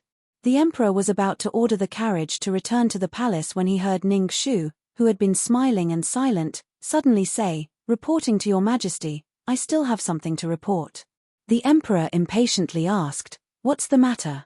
He was originally prepared to kill Ning Shu and completely end this case. However, the 300,000 people saw the light of Buddha descending on her body. He was afraid that killing her would go against the will of the people, so he was prepared to let it go. However, this girl still didn't want to let it go. Was she seeking her own death? Chapter 103. On the high platform, the bright yellow dragon robe fluttered in the wind. It was as precious as flowing gold, representing the supreme majesty and power. It made people afraid to look directly at it. Below the high platform, the beautiful woman slowly bowed with her hands clasped in front of her chest. Her voice was as clear as flowing water, but it made the bustling crowd unconsciously quiet down. Everyone's eyes were focused on her, and they were all frightened by her narration. To be exact, there are 2 murder cases. One of them happened in Tungto village in the eastern suburbs. It spanned several years and involved hundreds of lives. Among the victims, there were singers from the opera troupe, young girls from poor farmers, dancers who were performing to survive, and female beggars on the street who were picked up when they were begging for food. The oldest of them was no more than 17 or 18 years old, and the youngest was only a little more than 10 years old. All of them died silently in some unknown corner. Before they died, they were squeezed dry of their last drop of useful parts. After they died, their flesh was badly mutilated, and they never closed their eyes in peace. The other one was the female corpse Niinu, who was wearing a tasseled phoenix robe and was burnt to a crisp in this phoenix terrace not long ago. The murderers of these 2 cases happened to be hiding in the capital under the feet of the emperor, in the palace of His Majesty the Emperor. After she finished speaking, there was a moment of silence, followed by waves of frightened gasps. Even the emperor's eyes widened in an instant. Consort Nguyen, who was beside him, turned pale. Xiao Yunyang almost subconsciously reached out his hand, wanting to fish out something to shoot through her mouth on the spot. Shoot through her eyebrows and let her blood splatter on the spot. But where was his bow and arrow? No, it wasn't here. Because he didn't dare to bring it with him to watch the Buddha welcoming ceremony. Not to mention the bow and arrow, he couldn't even find a dagger now. And he could only watch as she continued to speak. She continued to completely cut off his path to the throne in front of the hundreds of thousands of people and his imperial father. Consort Nguyen sighed softly, "Your Majesty, if there are any serious cases, it's not too late to solve them tomorrow. Why do you have to talk about those bloody things on such a holy and festive day as the completion of the Golden Buddha? If you cause the people to panic, then things will go against your wishes." The emperor thought for a moment and was about to say something when Empress Cao suddenly opened her mouth. "Ning Shu, do you know what you are saying? Framing the royal family is a capital crime punishable by the execution of 9 generations of the family." Ning Shu was neither servile nor overbearing. "I know. His Majesty is above me, and the Golden Buddha is in front of me. If I say half a word of falsehood, let me be struck by lightning and die a horrible death." Empress Cao said, "Since she dares to gamble with her life, Your Majesty might as well listen to what she has to say. If she says even one word of nonsense, Your Majesty can fulfill her wish and allow her to be sentenced to death, so as to shut the mouths of the people." The emperor pondered for a moment. Looking at the surprised and doubtful faces of the people below the high platform, he could only nod his head. At the side, Consort Nguyen's expression was dark and gloomy. Ning Shu curtsied and continued, "Before solving these 2 cases, I ask Your Majesty to listen to the first story." Xiao Yunyang gritted his teeth and sneered, "At such a critical moment, you still have the mood to tell a story? You really don't know life from death. Imperial Father, I think this Ning family's daughter is just talking nonsense and sensationalizing things. Imperial Father, please don't listen to her nonsense. Immediately tie her up and imprison her for questioning." Ning Shu's eyes were as bright as stars. She gently looked at him and said with a smile, "Your Highness, why are you in such a hurry? Could it be that you have a guilty conscience?" Everyone thought in their hearts, "That's right. This Lady Ning had already gambled with her life. If she refuted her at this time, what else could it be other than having a guilty conscience?" Xiao Yunyang felt like he had been slapped in the face. He couldn't say a word. If his gaze could turn into a raging fire, Ning Shu would have been burned to death on the spot. Chapter 104. It's a story about searching. Ning Shu's soft and sweet voice slowly unfurled the scroll of the story. In Jiangnan's brocade weaving house, the singers Yu Zhao and Niinu were sisters who depended on each other. Unfortunately, their parents died early, and the 2 sisters had nowhere else to go and ended up in a brothel. The elder sister, Yu Zhao, was 3 years older. She was as beautiful and refined as a devil's snare in full bloom. She was also intelligent and considerate. She often took care of the other younger sisters in the brothel. The younger sister, Niinu, was lively and quick-witted. She had a celestial voice, and anyone who heard her would be amazed. At the age of 13, she caught the eye of a local rich gentleman in his 70s or 80s. He wanted to buy her as a concubine. That rich gentleman was known for being cruel and ruthless. The number of girls he had tortured to death couldn't be counted on one hand. The elder sister, Yu Zhao, couldn't bear to see her younger sister fall into a pit of fire at such a young age. She knelt in the snow for 3 days and 3 nights in front of the brothel. She begged and kowtowed to no avail. In the end, she decided to send herself to that rich gentleman's house. The listeners couldn't help but sigh. This elder sister is really protective of her younger sister. That rich gentleman is already in his 70s or 80s, yet he still defiles a young girl. He really deserves to go to hell. Ning Shu nodded and said briskly, yes, so that night, he suddenly fell ill and went to hell. The crowd immediately burst into cheers. Indeed, the heavens have eyes. This kind of bastard deserves to die. Ning Shu smiled and continued, the elder sister returned to the brocade weaving house and helped her younger sister in difficult times. Although it was unbearably bitter, they found joy in it. That was until they met someone. Who? The eldest son of the Yun family's twin beauties, Yun Ruohui. The listeners were all shocked. 4 years ago, the 5th princess took a fancy to Yun Ruohui at a polo tournament and insisted on making him her husband. She scared him so much that he hurriedly fled to study abroad. Everyone knew about this, and the 5th princess became the laughingstock of the city. Who would have thought that the eldest son of the Yun family would give up on the princess and hook up with a brothel prostitute? It was really, countless gazes of sympathy and mockery surged over like waves. Xiao Zhongyu's nails dug deep into his palms, and his face was extremely ugly. Ning Shu, sister, Yu Zhao and Yun Ruohui met in the rain. They fell in love at first sight, and when they saw each other again, they pledged their lives to each other and spent the best time of their lives together. Who would have thought that the good things in the world would not be firm, and the colorful clouds would scatter and the colored glass would be brittle? Just as Yu Zhao mustered up the courage to tell Yun Ruohui the biggest secret of her life, he unexpectedly escaped.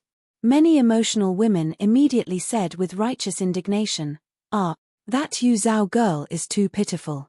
That Yun family's eldest young master looked like a man of great stature, and I really thought that he was a fine young master who wouldn't bend his back for power. To think that I once had a crush on him. I didn't expect him to be such a liar. How despicable. Pay. In the midst of the crowd's disdain and insults, Xiao Changyue's vertigo flared up, and she almost fainted. Consort Nguyen, who was beside her, quickly supported her. Consort Nguyen worriedly said, Changyu, did your old illness flare up again? Someone, quickly bring the heart-congealing pill. Xiao Changyue's personal palace maid immediately brought the pill and helped her take it. After taking the pill, Xiao Changyu let out a long sigh of relief. She turned her head and continued to look down at Ning Shu, who was below the stage, her eyes filled with self-deprecating sorrow. Ning Shu looked up and continued to speak. Yu Zhao was infatuated and resentful. She escaped from the brothel and came to the capital to find Yun Ruohui for an explanation. She didn't expect that there would be no news of her whereabouts after that. Her younger sister, Niinu, was worried and wanted to follow her older sister. She didn't expect that she would be caught by the procuress and suffered an inhumane beating. She was badly mutilated and thrown into a mass grave by the procuress to wait for death. She didn't expect that with the blessing of the heavens, she didn't die. She still had her last breath and was saved by a little sister who risked her life to collect her corpse. Later, she was taken in by the leader of an opera troupe and came to the capital to find her older sister. Speaking of which, her luck was really good. At that time, it happened to be the birthday of the imperial concubine dowager in the palace. The troupe she was in was chosen by His Highness Prince Ku and accepted into the prince's mansion to perform for the imperial concubine dowager. She tried her best to sing until her voice broke. Finally, His Highness Prince Ku took pity on her and wrote a note to her, telling her to go to the Yamen to find her sister. Did she find her older sister later? The listener asked. No. Ning Shu slowly shook her head and expressed her deep sympathy for the woman. At the time, she was holding the hard-won slip and was at a loss as to which Yamen she should go to ask. Suddenly, She remembered that she had encountered bandits on Mount Yangshi on the way north to the capital. She had only managed to escape by a hair's breadth. She carried the slip with her apprehension and walked into the Ministry of Justice to ask. Then she learned that her sister was already dead. Before she entered the capital, she was killed by bandits on Mount Yanshi along with many other passers-by. Her body was beyond recognition. This was also the reason why no clues could be found in the Ministry of Revenue and Jingji Prefecture. Yu Zhao's name didn't even have time to step into the capital before it was annihilated at the foot of Mount Yanshi, like a pitiful mosquito.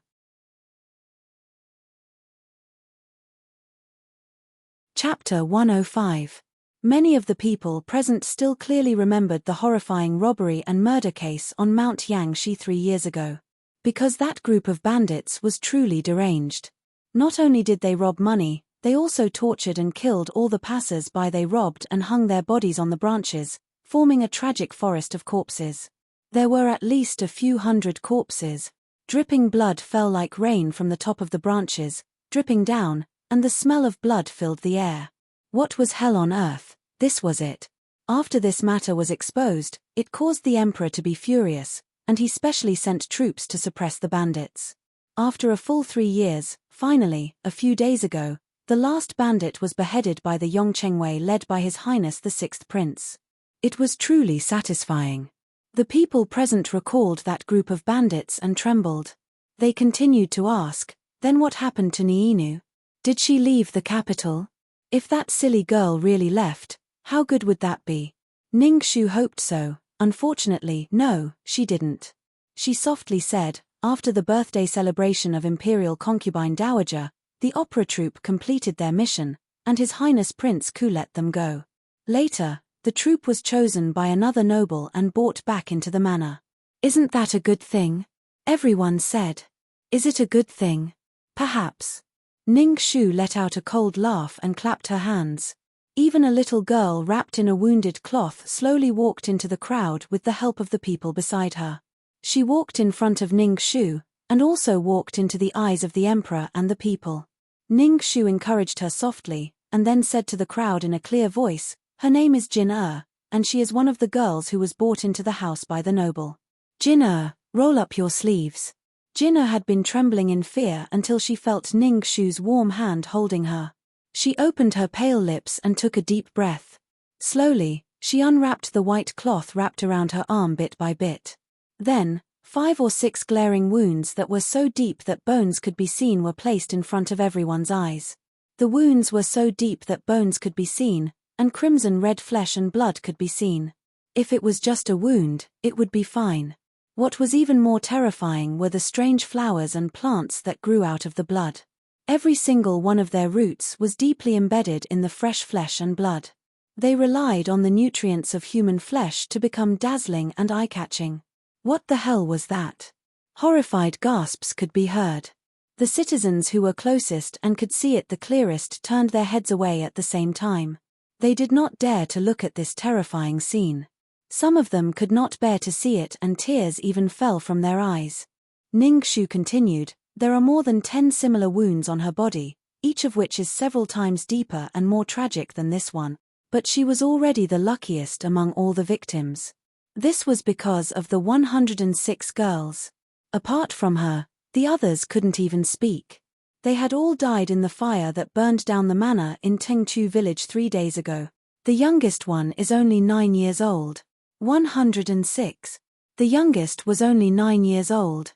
These two numbers were like a sharp sword that ruthlessly stabbed into the hearts of all the citizens present. Which family didn't have daughters and nieces? Which family didn't have childish children? And these girls and children, who were treasured by the people, were actually treated like livestock and brutally killed. This was simply disgusting. The citizens' anger was immediately stirred up. The angry voices of the 300,000 citizens were like thunder that immediately raised the entire Phoenix Terrace. Who did it? Who did it? Who is the murderer? Quickly tell us the murderer's name. Quickly. Amidst the countless angry roars, Ningxu curled her lips and smiled sweetly in Xiao Yunyan's direction. The most brilliant afternoon sun shone on her body, illuminating her entire body.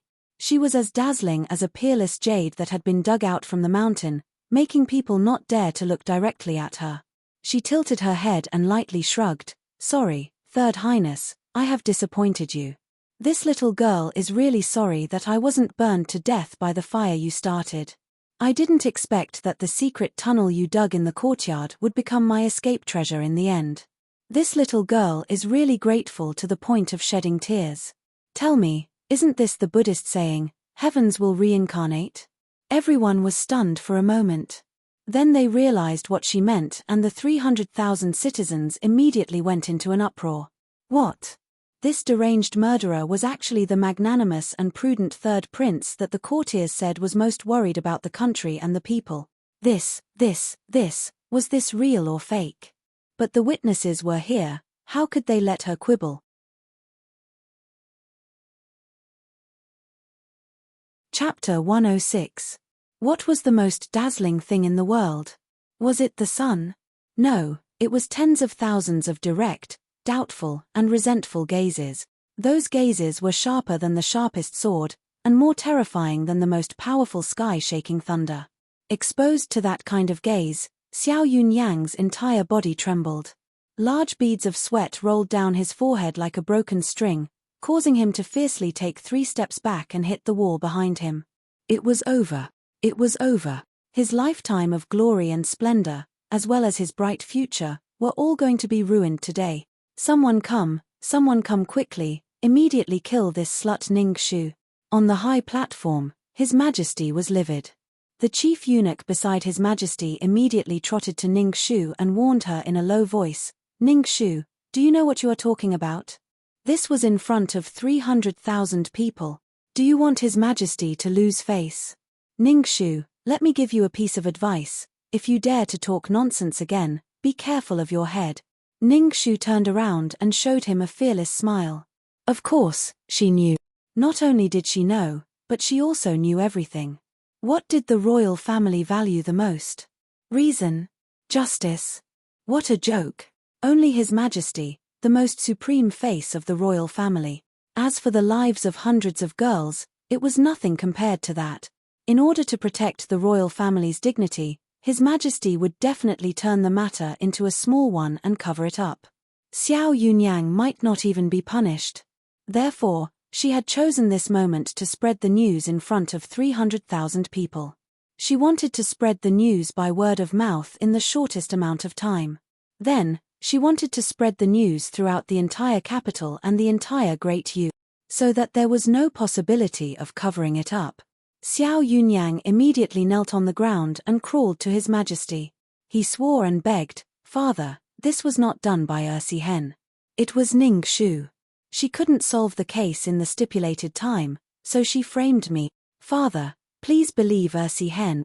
Your son has always been loyal to you and the imperial court. I have never been disloyal." The emperor lowered his head to look at his eldest son, who was kneeling at his feet and crying bitterly. He could not help but feel a trace of pity in his heart. Out of all his sons, this was the only one who respected him the most and was almost obedient to him. He still remembered that when this child was 7 years old, he had waited in the snow outside Taiji Palace for 6 whole hours, almost freezing himself into a little snowman, just to wait for him to leave court. At that time, the child was so cold that he was shivering, but he still happily handed over the things in his arms to his father. "Father Emperor, this is your son's favorite, phoenix tail bamboo fungus soup. Your son thought that you must be tired from going to court and must be hungry and cold, so I specially filled a cup for you.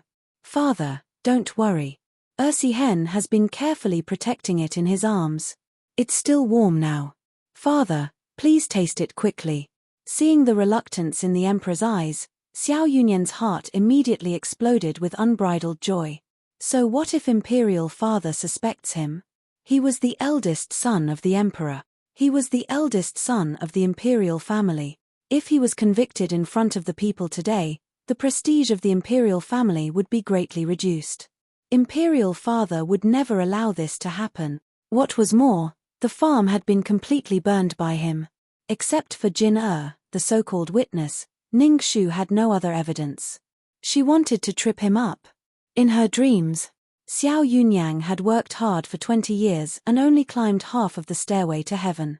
He would never allow a woman to easily destroy his effort. Since the fire that night did not burn her to death, he would watch with his own eyes how her whole family would be executed and die miserably. He hid the twisted sneer in his eyes, raised his head and said with righteous indignation, "Father, there's one thing that Ersi Hen did not dare to report to you before. But today, I have to tell you. Not long ago, I was ordered by you to patrol the border. There, I caught a spy and found a letter from the spy. In the letter, there was a detailed map of the border of Great Yu. Ersi Hen was so scared that he broke out in a cold sweat. But the more terrible thing happened later. Ersi Hen found that the spy was from Duke Ning, and the handwriting on the letter was exactly the same as Duke Ning's. These days, Ersi Hen has been working hard to investigate this thoroughly. I didn't expect that before I finished the investigation, I would encounter such a thing today." Xiao Yunyan's face showed a very bitter expression. He kowtowed hard. It doesn't matter that Ersi Hen was wronged to death. But today, they dared to frame me in front of 300,000 people. Tomorrow, they will definitely collude with the enemy to harm our country. Ersi Hen begs Imperial Father to behead Duke Ning and Ning Shu in public. Otherwise, the 100 years of Great Yu's foundation will be destroyed.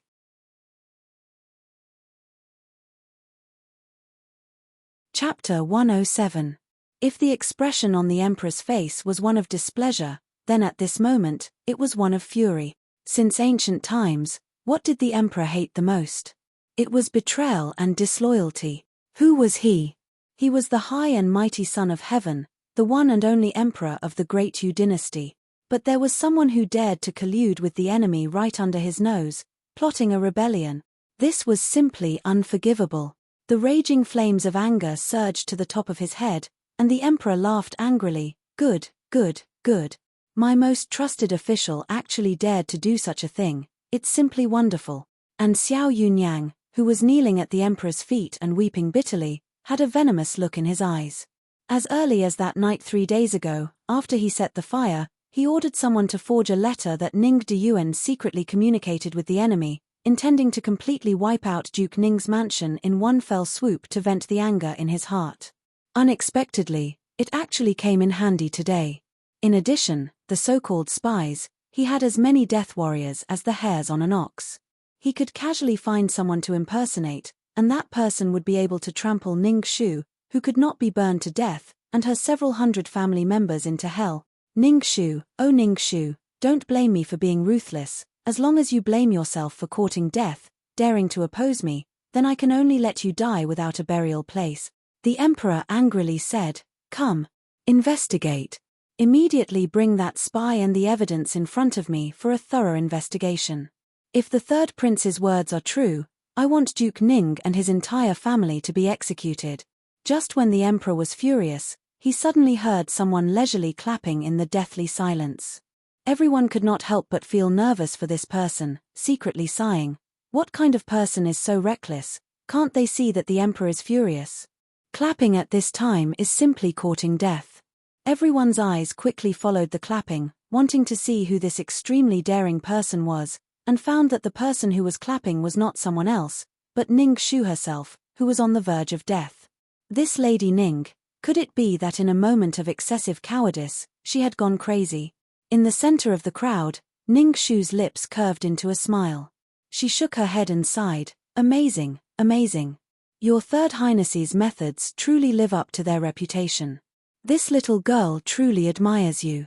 Not only are your methods impressive, but your courage is also outstanding. Time and time again, you have toyed with His Majesty in the palm of your hand. This kind of courage, even if my daughter 3 lives, she would not be able to compare to your Highness. Even at the brink of death, he was still so stubborn. Xiao Yunyang narrowed his eyes and looked at her coldly.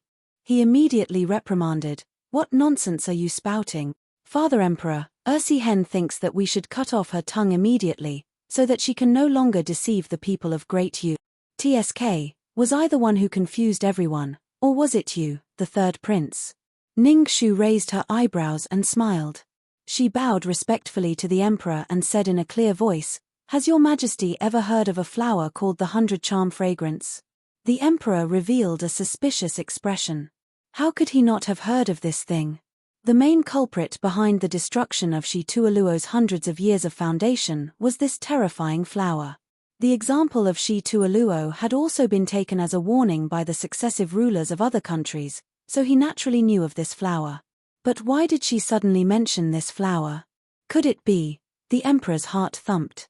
Ning Shu continued, "This little girl has heard that your highness has always been filial to your majesty. Every once in a while, your majesty would recommend some peerless beauties to your majesty to relieve your majesty's boredom.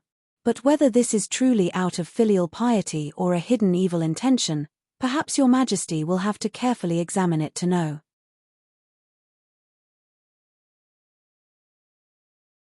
Chapter 108. Ning Shu's words were like the first clap of thunder in the spring of March.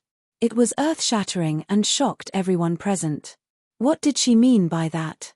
Could it be that the third prince had gone mad? He actually poisoned the beauties presented to the emperor with such a terrifying poison. This was simply unbelievable. But they had no choice but to believe it because Xiao Yunyan's face had already explained everything. In an instant, Xiao Yunyan's face was completely drained of blood and he looked like a dead man. The gloominess and arrogance from before had completely disappeared. All that was left was endless fear. He desperately screamed in his heart, "How did she know? How did she know? This was the biggest secret of his life. It must be Xiahou Qing. It must be the two of them who conspired to set up today's show."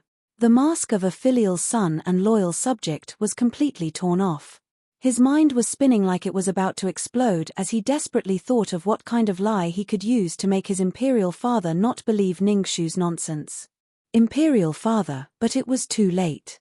Once the seed of doubt was planted, it was very hard to pull it out. Especially when it was related to his own safety. Before he could say anything, the emperor raised his hand to interrupt him and coldly said, "If you have anything to say, wait until the imperial doctors have examined it. No matter which one of you dares to deceive me, I will not forgive you." The emperor was furious, and the imperial bodyguards were extremely anxious. Very quickly, the imperial physicians came with the results of the examination and reporting to your majesty, the bodies of Beauty Wang and Beauty Sun presented by the third prince have indeed found 100 charm incense. In an instant, Xiao Yunyang collapsed on the ground as if he was half dead. It was over. This time, he was completely finished. Even the gods couldn't save him. The once arrogant eldest prince was now kneeling in front of the emperor. He slammed his forehead on the ground and desperately begged. Ursi Hen was confused for a moment. Ursi Hen was blinded by lard. But father, please believe me. Ursi Hen really didn't want to kill you. Father, please forgive Ursi Hen this time. I beg you. I beg you. Only the word miserable could describe his tear-streaked appearance, but Ning Shu didn't find him pitiful at all. Because in that manor that had been burned down by the fire, there were many girls who had been innocently defiled and could not rest in peace. The sound of the bloody kowtow mixed with the imperial physician's report was like a continuous slap, causing the emperor's entire body to shake. He looked in disbelief at his once most trusted son and then at the imperial physician who would never lie to him. His face suddenly exploded into a great smile. However, that smile was incomparably cold, like the sharpest blade in the world. "Haha, you really are my good son." After the emperor finished laughing, he lifted his foot and forcefully kicked Xiao Yunyang's chest, ruthlessly kicking him down from the high platform. Get lost. How long was it to fall from the throne of an immortal emperor to the hell of Avicii? It was just this 30 feet tall platform. Xiao Yunyang spat out a mouthful of blood as he tumbled down from the high platform of over 100 steps. A tower that had been built with meticulous calculations and painstaking efforts collapsed in an instant. The commoners that had been gathered around the high platform immediately dispersed and distanced themselves from him. Xiao Yunyang struggled to get up and looked around in panic. All he saw was endless disdain, hatred, and disdain on the commoners' faces.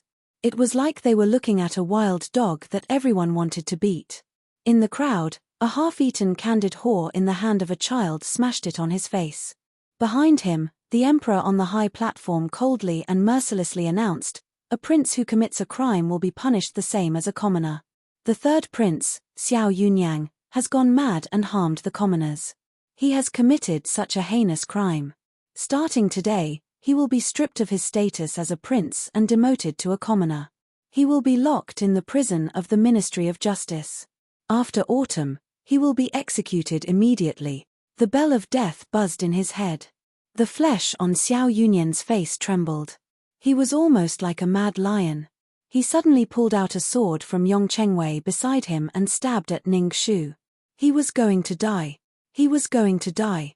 Then, she would not live either. Even if he, Xiao Yunyang, died, he would drag this bitch down with him. Seeing Xiao Yunyan's intentions, Xiao Yunyan's pupils constricted. He immediately rushed over to stop Xiao Yunyang, but someone was faster. A round eastern pearl shot out from the crowd like lightning and hit Xiao Yunyan's wrist. It numbed his wrist and the sword in his hand fell to the ground with a bang. Then, another eastern pearl hit his knee, causing him to fall to the ground in an instant. Xiahou Qing, who had appeared in the crowd, said lazily, "Juicy, my hand accidentally slipped and the pearl in my hand flew out. Did I hurt anyone?" Juicy supported him and said in a similar tone, "Master, you seem to have accidentally hurt the third prince, but you can't see. The third prince is magnanimous and will not bear a grudge." Xiahou Qing nodded indifferently and continued to play with the finger bone in his hand. He smiled lightly and said, "Then, thank you for your generosity."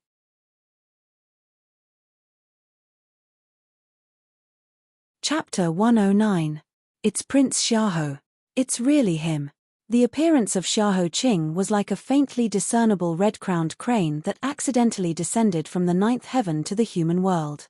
Everyone did not even have the time to see when the third prince was taken away by the Dragon City guards. They just tiptoed and craned their necks, wanting to see the face of the crown prince of Xiahou Qing, who was rumored to make the human world pale in comparison. At first glance, he really lived up to his reputation. The girls' cheeks were dyed red, and one of them even fainted due to excitement. Countless girls rushed towards him, but due to the cold temperament around him, they did not dare to get close. This scratched the budding hearts of countless girls. As if disturbed by the hustle and bustle around him, he slightly frowned and then opened his mouth to bring the topic back to the case. "Lady Ning, you seem to have not finished your story just now. Did Miss Niinu escape?" Ning Shu's voice was very calm. "No, she is dead. In the third prince's manor in the eastern suburbs, I saw her body with my own eyes." As soon as she finished speaking, someone beside her shouted, "Hey! This is impossible. If Niinu is dead, then who is the body that was found on Phoenix Terrace not long ago? How can there be two Niinu? Yes, how can there be two Niinu? Yes, how can there be two Niinu?" Ning Shu sighed softly. She raised her head against the dazzling sunlight and looked at the person hiding behind all the fog on the high platform. And that person looked down at the mayfly-like beings from high above. His face was calm, like a pool of unfathomable stagnant water. No one could see any trace of expression on his face. After being stunned for a moment, a frightened expression appeared on noble consort Wan's face. She immediately said, "How can there be such a thing as coming back from the dead and dying again in this world? It must be the work of ghost." Ning Shu sneered and shook her head. This case seems strange and unpredictable. What Empress Ju on Phoenix Terrace? What ghosts? In the end, it has nothing to do with this case. It's just a smokescreen used by the murderer to hide the truth. And the murderer is openly hiding behind all of us, watching us in fear and anxiety, watching us run for our lives, watching us being played in the palm of his hand. Her words were powerful and powerful, causing many people to unconsciously tremble, as if there were needles pricking their backs. They only felt a chill down their spine.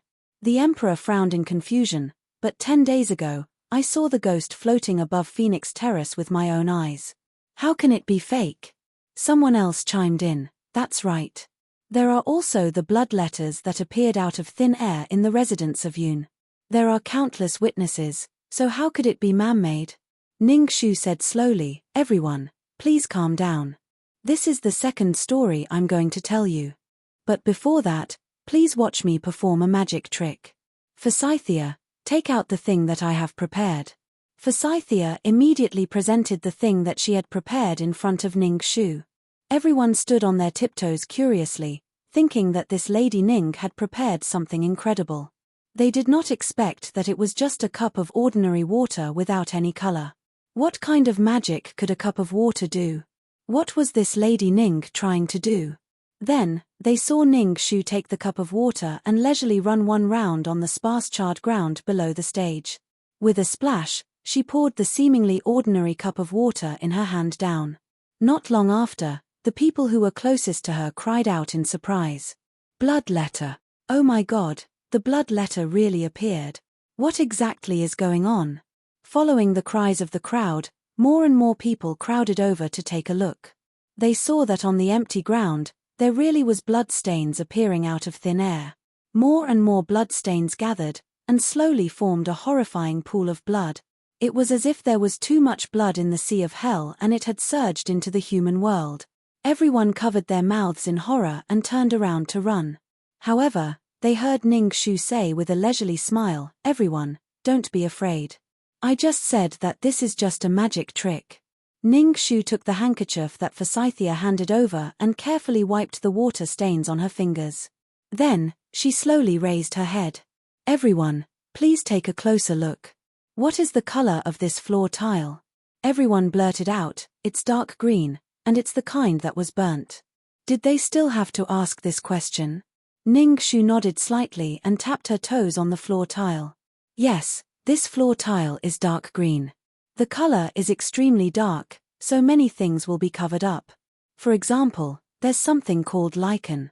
When it's ground into powder, it's a light blue color. If it's sprinkled on the floor tile, it's hard to notice if you squat down and look carefully. The strange thing about lichen is that once it comes in contact with acid water, which is the cup that I just poured, it will gradually turn red. If you don't believe me, you can go home and try it." Previously, when she saw the word absolute in front of her for the first time, she was shocked and confused, so much so that she was completely confused. When she calmed down and thought about it calmly, she suddenly remembered that she faintly smelled a hint of sourness beside the blood letter. Therefore, a guess arose in her heart. She tested it in private and it was indeed the case. "Today, I didn't do this magic trick to fool everyone. This second case was a huge illusion from beginning to end, and in this illusion, there were 3 people who did the magic trick at the same time."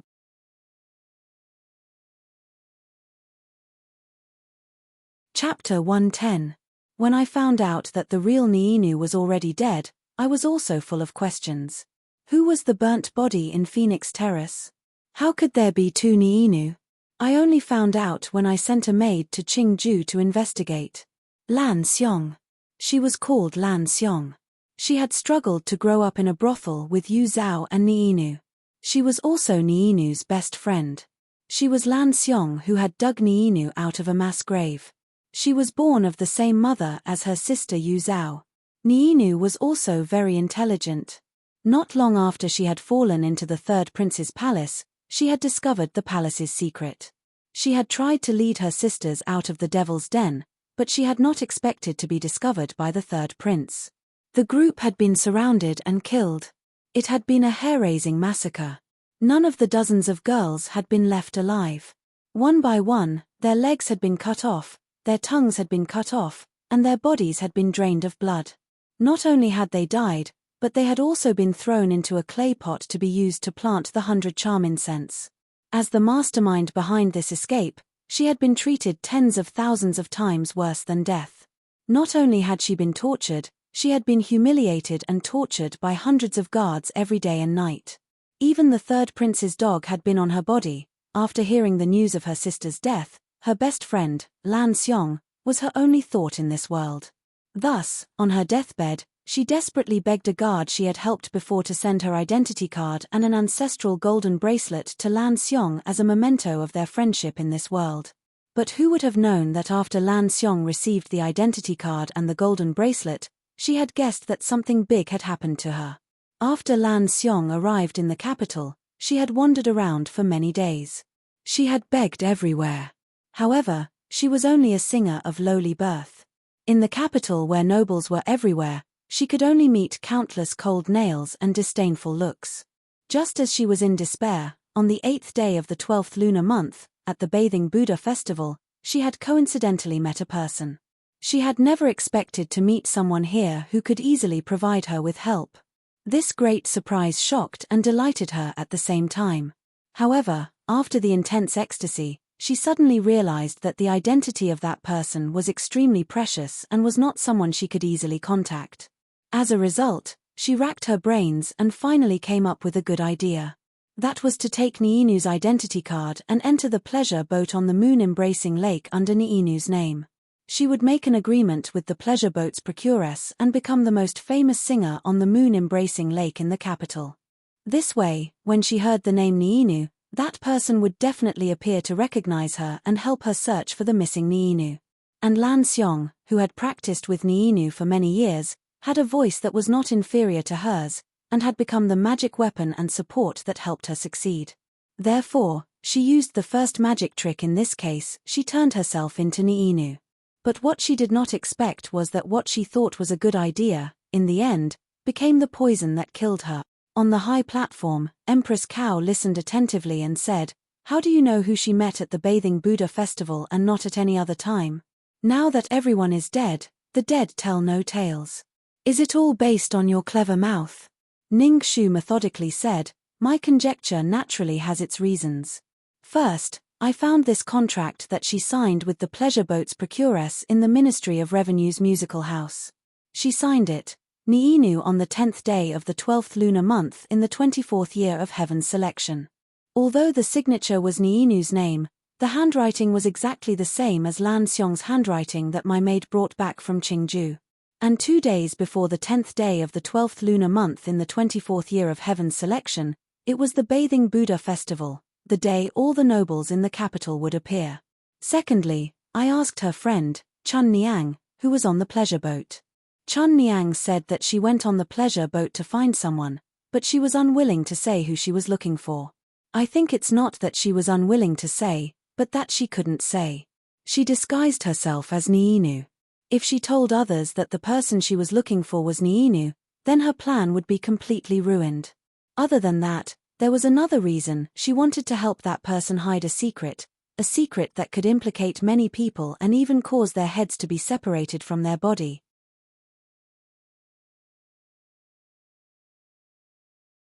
Chapter 111. Empress Cao thought for a moment and said, "You mean, someone mistook Lan Xiong for the dead Niinu, so they set up such a big trap and killed her to silence her?" Ning Shu nodded and said firmly, "Yes, that's exactly it."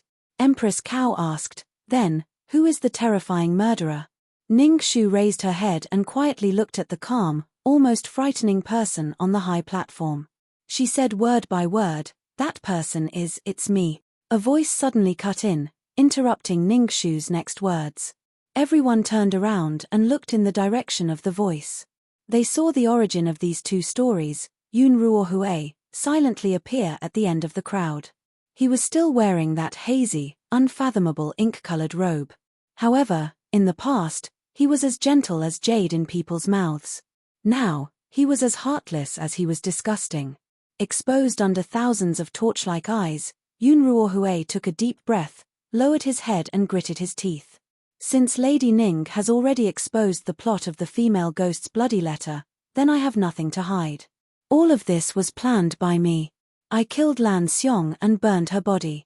The instigator of the Phoenix Terrace case was me, Yun Ruohui." "You?" Empress Cao frowned slightly and asked, "Why did you kill Lan Xiong?" Yun Ruohui laughed self-deprecatingly and said, "It's very simple. Just as Lady Ning said, I thought she was Niinu, the Niinu who knew that Yu Zhao and I had a private vow to be together. Even though I, Yun Ruohui, am not a relative of the royal family, I am a talent that even the current prime minister has praised. I have an indescribably bright future ahead of me. On the other hand, Yu Zhao is a lowly brothel girl, as lowly as a speck of dust. If anyone were to know that I had such an unbearable past with her, then my future as an official would be completely ruined. Therefore, I would never allow her to stay in the capital any longer. I would never allow her to get acquainted with more famous people in the capital and become a weakness that could be used against me in the future. Thus, I warned her in private, but I didn't think that she would not know what was good for her and stubbornly persisted. I was afraid that she would expose what happened in the past and then my reputation would be completely ruined. Therefore, I planned everything and secretly lured her out. I lured her into Phoenix Terrace and killed her in one blow. Then I disfigured her and burned her corpse. That way, no one would be able to recognize who she was. Then, I quickly rushed back to Moon Luring Lake and pretended to be looking for someone, making up an alibi. That way, no one would suspect me. Only, I never thought that Cloud Leaf would appear at Moon Luring Lake that night. I also never thought that he would have a conflict with the Wang family's young master and be thrown into Phoenix Terrace to see the entire process of me committing the crime. Although he was drunk at the time, who could guarantee that he wouldn't suddenly remember it one day? The great fear made it difficult for me to eat or sleep. Thus, in my desperation, I made the decision to poison him, because at the time, he was busy with his marriage with Lady Ningxu and the name of your curse had already spread throughout the capital. It became the best cover for me to act. As expected, not long after, his body became worse and worse.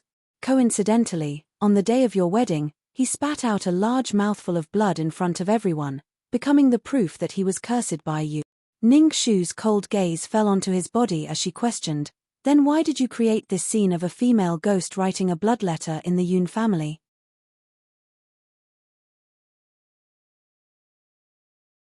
Chapter 112. Yun Ruohui said, "In order to make this case more complicated and confusing, I created the impression that there really was a female ghost and wanted to scare you away. However, I didn't expect that my cleverness would backfire on me. Not only did I not scare you away, but I also made you follow the vine to get to the melon. It seemed like you were about to investigate the past, which made me very nervous. Thus, I immediately thought of another method, which was to use the legend of Empress Ju on Phoenix Terrace to create the illusion that there was a female ghost who committed the crime. This would make you hesitate and completely confuse your train of thought. At this point, I have nothing to say. Your Majesty, please sentence me to death. However, all of this was done by me alone. Your Majesty, please don't implicate the people around me. Then why did you take care of Cloud Leaf all day long?" Ningxu's gaze was like a mirror that could see through one's heart. It was reflected in Yun Ruohui's heart, causing him to involuntarily turn his head away. It was just an act. The more I took care of him, the less people would suspect me, isn't that right? You're lying. If it was you who did it, you had a lot of opportunities to kill Cloudleaf directly. Then you would have no worries. Why did you use such a method like poisoning him? Perhaps it would leave behind endless troubles in the future. Ningxu mercilessly exposed his lie. Because, first of all, after all, he was my second brother who grew up with me. I really couldn't bear to kill him. I only wanted him to shut up, but there was no need to take his life. Secondly, if I killed him directly, it would definitely arouse more suspicion. That would be a mixture of truth and falsehood, making it more difficult for people to grasp. It would also be more convenient for me to hide. I've seen people who tried their best to escape punishment, but I've never seen someone who tried their best to take the blame for himself. Great young Master Yun, why do you have to do this? Ningxu couldn't help but sigh. If it was you who did it, then please tell me, how did you arrange the ghost shadow that appeared in front of thousands of people on Phoenix Terrace 10 days ago? Yun Ruohui was at a loss for words. Ningxu looked at him with pity and anger. She said, "You can't say it because you didn't do it at all. From the beginning to the end, you were just a bystander who knew the truth but couldn't do anything about it. The blood letters that appeared in the Yun family were indeed your doing, but it wasn't to frame the female ghost so that you could escape. Instead, it was to attract people's attention and focus everyone's attention on the cloud leaf poisoning. It would attract people to investigate and save the cloud leaf. At the same time, he warned the murderer to stop. But at this point, do you still expect her to have a shred of conscience? Don't hide it for her anymore. Do you know that she is hiding in the harem, ready to harm the next person at any time? However, even if you don't want to say it, Your performance just now has already told many people that the murderer you want to hide is Yu Zhao, who is now the imperial concubine Wan Qinghuan. A stone stirred up 1,000 ripples. On the high platform, the emperor's body shook. He subconsciously reached out to hold consort Wen's hand, but just as he was about to hold it, he suddenly froze. He raised his hand and angrily pointed at Ning Shu. How dare you, Ning Shu? Do you know what you're saying? If Ning Shu had just exposed Xiao Yunyan's crime, the people would have applauded and applauded. But now, her words were tantamount to provoking public anger. How is that possible? How could the imperial concubine be the murderer? She is the incarnation of Guanyin. Yes. What nonsense are you talking about? We don't believe it. We don't believe it. It must be you, this witch, talking nonsense and framing the imperial concubine.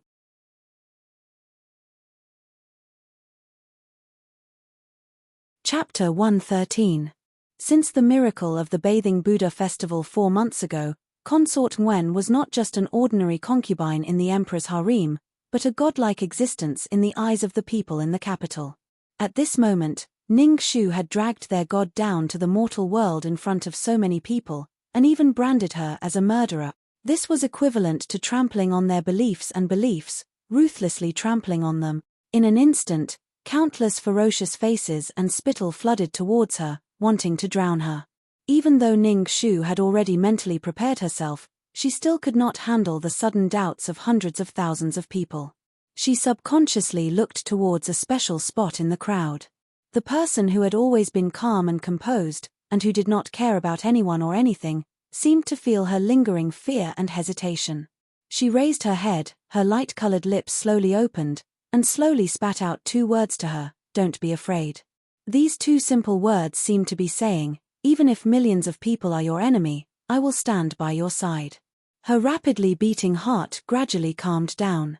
Ning Shu took a deep breath, raised her head, and fearlessly faced Consort Wen, who was smiling warmly like a bodhisattva on the stage.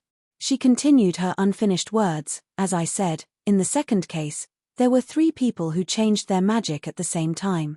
The first was Lan Xiong, who turned herself into Niinu. The second was eldest young Master Yun, who conjured a female ghost's bloodletter to attract me to investigate the case.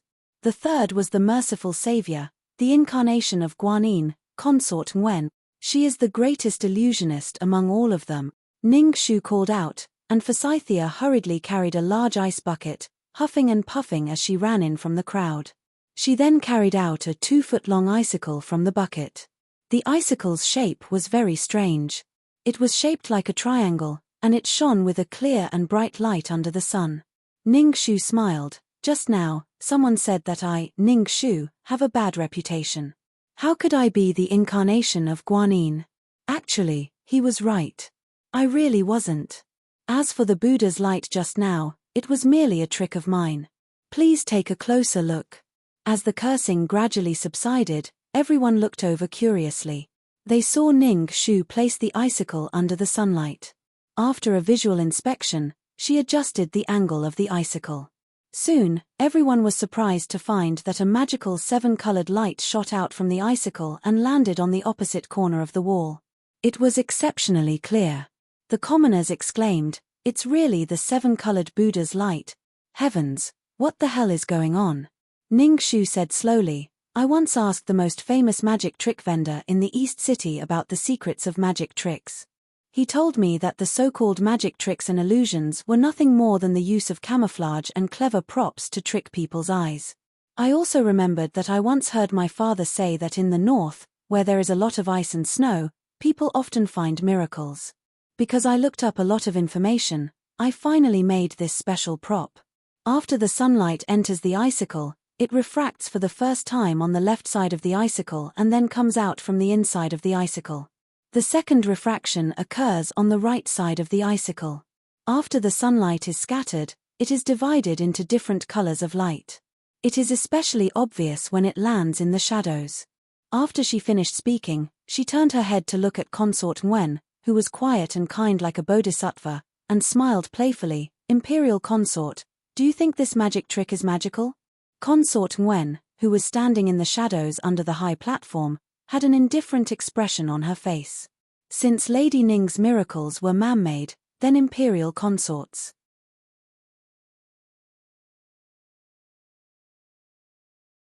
Chapter 114. Noble consort Wan's flawless expression finally cracked a crack at this moment. Facing the Emperor's questioning gaze, she trembled and touched her bulging belly. She slowly bent her knees and knelt in front of the Emperor. When she raised her head again, 2 lines of tears fell down. That's right, the miracle was indeed done by me. Her beautiful face was like a white peony that had been hit by rain. It was so beautiful that it made one's heart ache. But I also admired His Majesty, so I had no choice but to do it. 3 years ago, I, your concubine, received the decree to be selected and stepped into this Huang palace. The moment I saw His Majesty, I could not control my heart and was unable to control myself. At that moment, I knew that the high and mighty, incomparably dignified man was the only person I could rely on in my life, and also the only God in my heart. However, there are really too many women in the palace.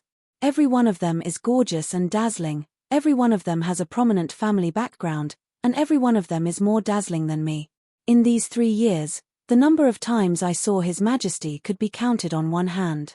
I've paced back and forth outside your palace countless times, from dawn to late at night, hoping to catch a glimpse of you, but I've been driven away countless times. And I've even secretly watched you enter the palaces of other concubines countless times, smiling and speaking gently, but you've never once turned around to see that I'm right behind you. That kind of feeling really made my heart break. So, I had no choice but to use an unconventional method and fake that miracle. At that time, my heart was nervous as if I was walking on the edge of a knife and in a sea of fire. I was afraid that if I failed, I would be smashed to pieces. But the moment His Majesty turned around and looked at me, I thought that even if I died, it would be worth it. If swords and spears were the weapons of warriors on the battlefield, then for a woman, tears were her best weapon. Moreover, this woman's stomach was carrying his child. In the end, the Emperor couldn't bear it and reached out his hand to her. "Beloved concubine, why do you have to do this?" Consort Wen still refused to get up. She bit her lip and said, "Deceiving His Majesty is indeed my fault. My death is not regrettable. But if you say that I am a prostitute in disguise, that is simply a great injustice. This concubine will never admit it. Today was a rare good day." The golden crow above his head was unbridled and arrogant. The entire scene was deathly silent. No one dared to wade into this muddy water again as they were deeply afraid that this continuous and incessant raging fire would burn them in the end. Only Xiahou Qing, under the care of Juicy, calmly sat on the brocade seat. He lightly coughed twice, still lazily playing with the finger bone in his hand. He calmly opened his mouth and said, "Ning Shu, do you know that slandering the imperial consort is a capital offense?" Ning Shu bent her knees and bowed to him, as well as to everyone present. She said word by word, "I understand." "Then do you know that if you can't produce conclusive evidence, you might not be able to leave Phoenix Terrace alive today?" Replying to Your Highness, "If I was afraid of death, then I wouldn't have appeared on Phoenix Terrace today. As for the evidence..." Ning Shu carefully took out the old painting that was stained with blood from her sleeve and slowly opened it in front of everyone. It was truly an extremely beautiful painting. In the painting, there were 2 young women gently swinging on a swing. They were smiling sweetly and looked around. No one could recognize the younger one, but the slightly older one looked extremely similar to the imperial concubine. "This imperial concubine Nyang, do you know where this little girl found this painting?" "In the arms of Niinu's corpse. The little sister that you once cared for, even at the last moment, tightly held this painting of you and your sister in her arms, unwilling to let go."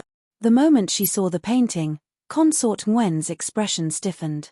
However, she quickly adjusted herself and coldly smiled. "What does where I found it have to do with me? My Yu has millions of people. It's not strange for there to be a few who look similar. If you want to associate me with some brothel courtesan just based on this painting, then that's simply the most absurd thing in the world. I remember that you just said that Miss Yu Zhao had died in the hands of the bandits of Flame Breath Mountain before she even stepped into the capital. Why are you now saying that she has become me? Isn't this contradictory? Moreover, My body hasn't been good since I was young. I was raised in Xiaoyang's hometown, which is thousands of li away from Qingju. It's in a completely different direction. A few days after I returned to the capital, I was chosen to enter the palace as an imperial consort. What chance did I have to be replaced by someone else?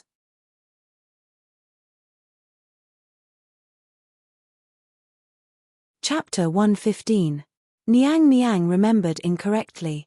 I just said that the name Yu Zhao died on Mount Yangshi, not her. I was also puzzled. When did you escape everyone's sight and steal the day? Until I found the list of people involved in the bloody massacre on Mount Yangshi 3 years ago. On the day that Yu Zhao entered the capital through Mount Yangshi, the second young miss of the Wan family, Wan Qinghuan, also received the imperial decree to enter the palace and enter the capital in a carriage. This is really a great coincidence.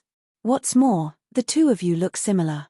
And as you said, the second young miss of the Wan family had been raised in Xiaoyang's old home. The servants who had taken care of her were all killed by the bandits on Mount Yangshi. No one can prove whether you are real or fake. Maybe it was an accident, or maybe it was for other reasons. No one would have thought that the inhumane massacre on Mount Yangshi was a death sentence for countless people, but it helped you imperceptibly. It turned you from a prostitute to the second young miss of the Wan family, and finally, you became His Majesty's noble imperial concubine. Consort Nguyen sneered. She still proudly raised her chin, as if no one could crush her like this. Lady Ning, your ability to make up stories is really amazing. But these are all your conjectures. That's right, that day I did pass through Mount Yangshi with the servants to enter the capital, and I did encounter a disaster. But I luckily survived because of His Majesty's imperial blessing. As for the so-called body swap, it's ridiculous. Moreover, you said that I killed them. Let me ask you, I am a concubine in the imperial harem. Without His Majesty's decree, I can't leave the palace. Then how did I have the ability to clone myself and rush to Phoenix Terrace to kill and poison people? That's right, you can't leave the palace, but someone can. Ning Shu moved her gaze to another person beside Consort Nguyen. Fifth Princess, I heard you say that you have been dizzy and weak recently. Sometimes you are unconscious, sometimes you are restless. Is that so? Yes. The fifth princess was dumbfounded after witnessing the unfathomable revelations one after another. She stared blankly at Consort Nguyen, who used to be her most trusted person, and her face turned pale with fear. Could it be, Ning Shu slowly said, if my guess isn't wrong, the imperial concubine had already bribed the palace maid by your side. Every time she wanted to leave the palace, she would send that palace maid to give you a medicine that would make you unconscious. Then, she would secretly steal your token that allowed you to leave the palace at any time. She would disguise herself as you and openly walk out the palace gates. After killing people, she would openly return to the palace. Nobody would know. And this conjecture was confirmed when I witnessed the imperial concubine ordering the palace maid to give you the pill. After hearing Ning Shu's words, fifth princess felt a chill run down her spine and a chill ran down her spine. She looked at the trembling palace maid beside her and then looked at Consort Nguyen, who had been carefully asking after her not long ago. She took a few steps back and simply didn't dare to face these two people. Because she admired Yun Ruohui, many people in the palace pointed at her and gossiped about her. Only Consort Nguyen supported her from beginning to end and even encouraged her. Therefore, she had always treated her as a confidant and shared everything with her. However, she never thought that the person she had always treated as a confidant was using her from beginning to end. No, she was even harming her. She never thought that this person was actually the person who made her unable to obtain what she wanted and almost fell into a trance. For a moment, she didn't know if she was more pitiful or more laughable. Suddenly, her stomach began to churn. She immediately turned around and spat out the pill. When she raised her head again, her face was already covered in tears. Her lips trembled as she looked coldly at the pale-faced Yun Ruohui below the high platform. She mocked herself, I, Xiao Changyu, am really blind in this life.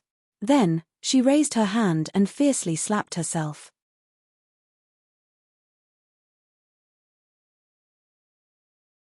Chapter 116. Empress Cao frowned slightly and said, So, The Phoenix Terrace case was really done by this bitch. But what was up with that ghostly figure? You said that the magic trick needed a prop, but that night, I ordered thousands of Yong Chengwei to search the entire Phoenix Terrace, but we couldn't find a single trace of a prop. How do you explain this? Ning Shu said, it's only natural that we couldn't find a prop, because this ghostly shadow magic trick was exactly the same as the miracle just now. It didn't use anything else, but also ice. Were the guards who searched Phoenix Terrace with me that day present? Please describe the scene in Jiaxing Lu that night where the corpse was found. A bold guard immediately stood up and said loudly, that corpse was found in Jiaxing Lu, and it was hanging from the beam in the middle of Jiaxing Lu compared to Phoenix Terrace, which was completely burned to ruins. Jiaxing Lu wasn't that badly damaged. However, the doors and windows had long rotted away, so the place was empty and the wind was leaking everywhere. As soon as we went upstairs, we stepped into a pool of water by the doorstep. The water in the pool was especially cold, and that's all. That's enough. Ning Shu bowed and thanked him. Thank you, little brother. Reporting to your majesty, the prop used in this ghostly shadow magic trick was 2 specially made ice cubes. One side was concave, and the other was convex. As she spoke, she picked up a branch and slowly drew the shape of the 2 ice cubes on the ground. Your majesty should remember that the ghostly shadow appeared in the evening, and there was only the last trace of the setting sun left in the sky. That trace of setting sun shone through the concave ice cubes, and the light gathered and shone on the corpse hanging in the middle of Jiaxing Lu. The light then spread through the other convex ice cubes, magnifying the ghostly shadow and casting it on Phoenix Terrace, which was shrouded in the shade of the trees, in front of all of us. When the guards came back to their senses to look for it, the person hiding in Jiaxing Lu immediately broke the 2 ice cubes. The large one was taken away, and the small ice cubes gradually melted. When the guards finally found it, it had already turned into a pool of cold water. It mixed with the sudden rainstorm from the day before, and no evidence was left. There were people in the crowd who had witnessed the ghostly act that day, and they immediately recalled the entire process. Yes, that's right. No wonder the ghostly shadow disappeared after the setting sun, so that's it. Ning Shu raised her head and sighed, her eyes as bright as the stars. Your Majesty, if you had a little patience to listen to Lan Xiong speak the truth that night on Phoenix Terrace, instead of directly killing her, it's very likely that things wouldn't have come to this point. Or perhaps, 4 months ago, if you hadn't been tempted by power and created that miracle to push yourself in front of the people, perhaps Lan Xiong wouldn't have had the chance to recognize you, and none of this would have happened. At this point, are you still not willing to admit your crimes? Consort Nguyen stiffly raised her head and looked at Ning Shu, who was questioning her. She also looked at the Emperor, Empress Cao, and the tens of thousands of people who had been bewitched and deceived by her. At this moment, she was still so beautiful, like a blooming white hibiscus.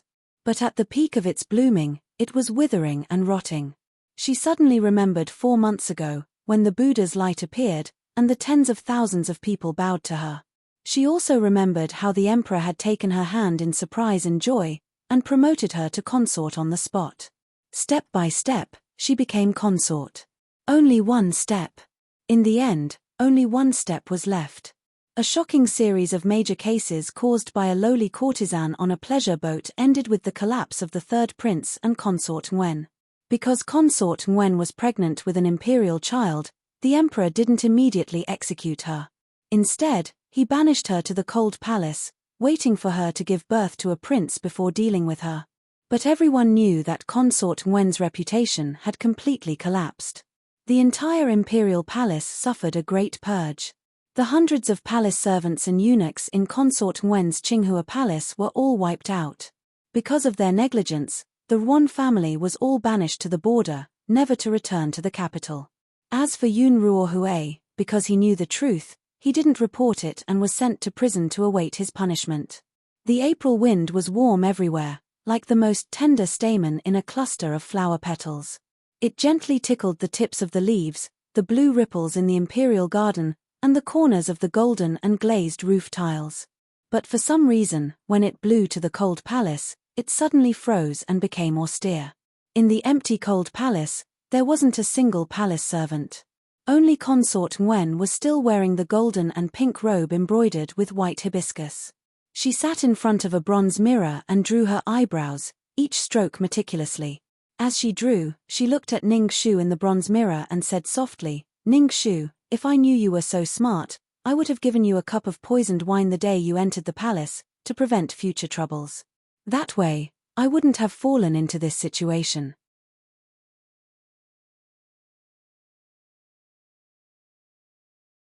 Chapter 117. Thank you, Niang Niang, for not killing me. Ning Shu slowly bent her knees. She was wearing the same clothes as when they first met. The water-colored skirt fell on the tiles of the palace, like the ripples of fresh rain falling into a pond. And on the ripples, she was the clear and transparent raindrop. In the empty palace, Consort Ngwen's voice was especially cold. "Do you believe that even if I am reduced to this state today, I still have 1,000 ways to make you lose your life here? With the dragon child in my belly, I will definitely rise again one day. This little girl believes." "Then what did you come here for today? To laugh at me?" Ning Shu shook her head. "That's not it. This little girl came to ask Imperial Consort Niang Niang to bestow the antidote." Consort Ngwen laughed, and it was especially ear-piercing. "Yes, Lan Xiong was indeed killed by me. But what antidote are you talking about? This consort doesn't understand at all." "Niang Niang, you know, because there aren't many people in this world who can understand it better than you." Following her clear voice, 2 identical golden bracelets slowly slid out from her sleeves and appeared in front of Consort Ngwen.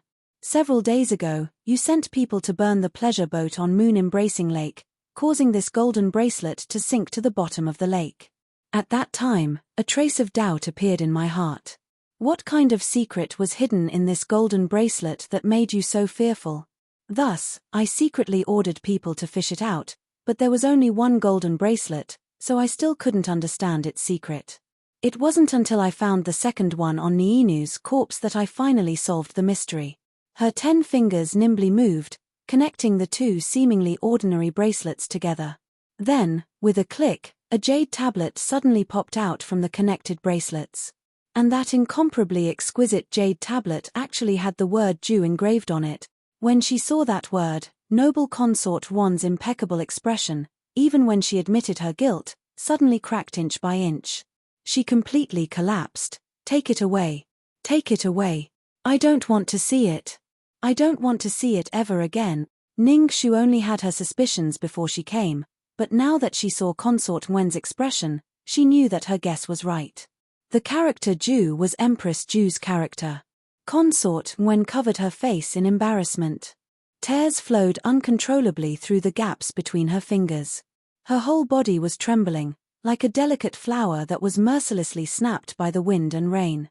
"Do you know that all the sorrows in my life originated from this word? Because of this character, for as long as I can remember, my mother, little sister and I have always been hiding here and there. Have you ever seen a rat in a gutter? At that time, we were living a life worse than rats. We had to kowtow countless times to others in exchange for a mouthful of food. Later, Mother fell ill and we had no choice but to sell ourselves to the brothel. But when I excitedly took the money and went back to find my mother, she had already breathed her last. You see, God is so fond of playing jokes on me. He played one huge joke after another. In your heart, a person who can even harm his own little sister must be a heinous beast. But do you know how it feels to be pressed on top of a 70 or 80-year-old scoundrel? At that time, I was so disgusted that I wanted to bite my tongue and commit suicide. But I didn't, because I knew that I still had a little sister. If I died, how would she continue to live in this world? So I lived on, like a walking corpse. Moreover, I carefully guarded that secret, struggling at death's door in this filthy world. I originally didn't want to tell anyone about it. I wanted to keep it with me until death, to be buried with me. But he appeared. He was in a daze, but he had such a warm smile on his face, like a jade. When he saw me, his face turned red. At that time, I even thought, could it be that all the suffering I suffered before was for the sake of meeting him one day? That was the most beautiful period of my life. Every day when I opened my eyes, I looked forward to seeing him. But while I was happy, I was also uneasy. I was afraid that if one day he found out that I was a remnant of the Jew family, would he leave me because of this? During that time, I was tormented by these complex emotions every day, tormenting me to the point where I couldn't eat or sleep. Finally, I couldn't take it anymore and told him everything. As expected, he left. For his family, he gave up on me. Ha, ha, ha, ha. Look, I was once again robbed of everything I worked so hard to obtain by this Jew character. The rare time God cared for me was when I passed by Flame Breath Mountain on the way to the capital. The massacre had already ended. When I passed by the forest of corpses, I suddenly found that among the corpses, there was a young girl whose face was very similar to mine. According to the letter found on the young girl's body, I learned that she was the second young miss of the Wang family and had been chosen to enter the capital. A thought suddenly appeared in my mind. Since God didn't give me everything I deserved, then I will personally steal it from God.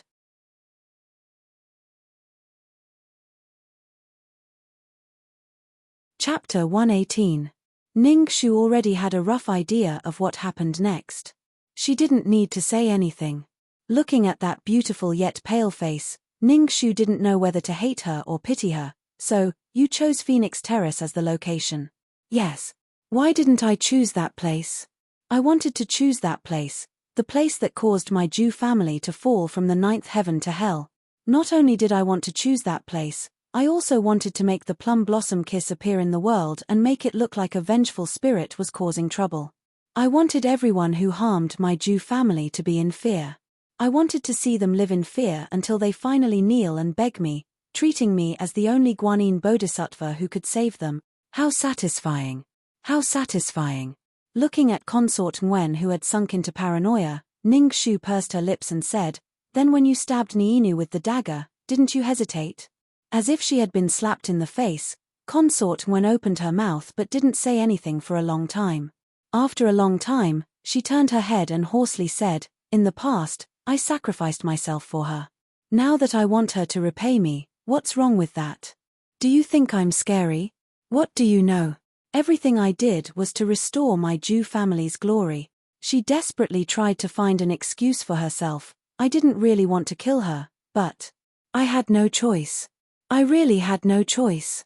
If her existence was discovered, then all my efforts would have been wasted. There's one thing you might not have guessed. Niinu knows that you're not dead. Consort Nguyen's entire body trembled and she almost blurted out, "That's impossible. You might have forgotten, but at that time, Niinu was chosen to enter Prince Ku's residence to celebrate the imperial concubine's birthday. You also participated in that birthday banquet. You didn't recognize her because she had lost her voice while teaching Prince Ku how to sing, so she was sent to play the zither in a corner. However, she recognized you at a glance. She recognized the elder sister who had been with her day and night for more than 10 years and who had taken care of her meticulously. But she didn't tell anyone. She only dared to secretly write a sentence in her letter to Lan Xiong. "Jejie is doing well now, I'm relieved. You don't have to worry about me. Once I've saved enough money to redeem myself here, I'll return to Qing province and reunite with you." Unfortunately, she didn't manage to wait for that day as she fell into the third prince's evil hands. Actually, when she was captured by the third prince, as long as she gave the secret or the painting to the third prince, she probably wouldn't have to die. But she didn't do anything. From the beginning to the end, she never wanted to drag you down. Even if she dies. The last sentence caused Consort Nguyen to completely collapse. She hugged her head tightly and shook it with all her might. This is impossible. You're lying to me. You must be lying to me. I don't believe it. I absolutely don't believe it." The entire cold palace was filled with her miserable wails, as if someone had dug out her heart and it was finally forcefully stuffed back in.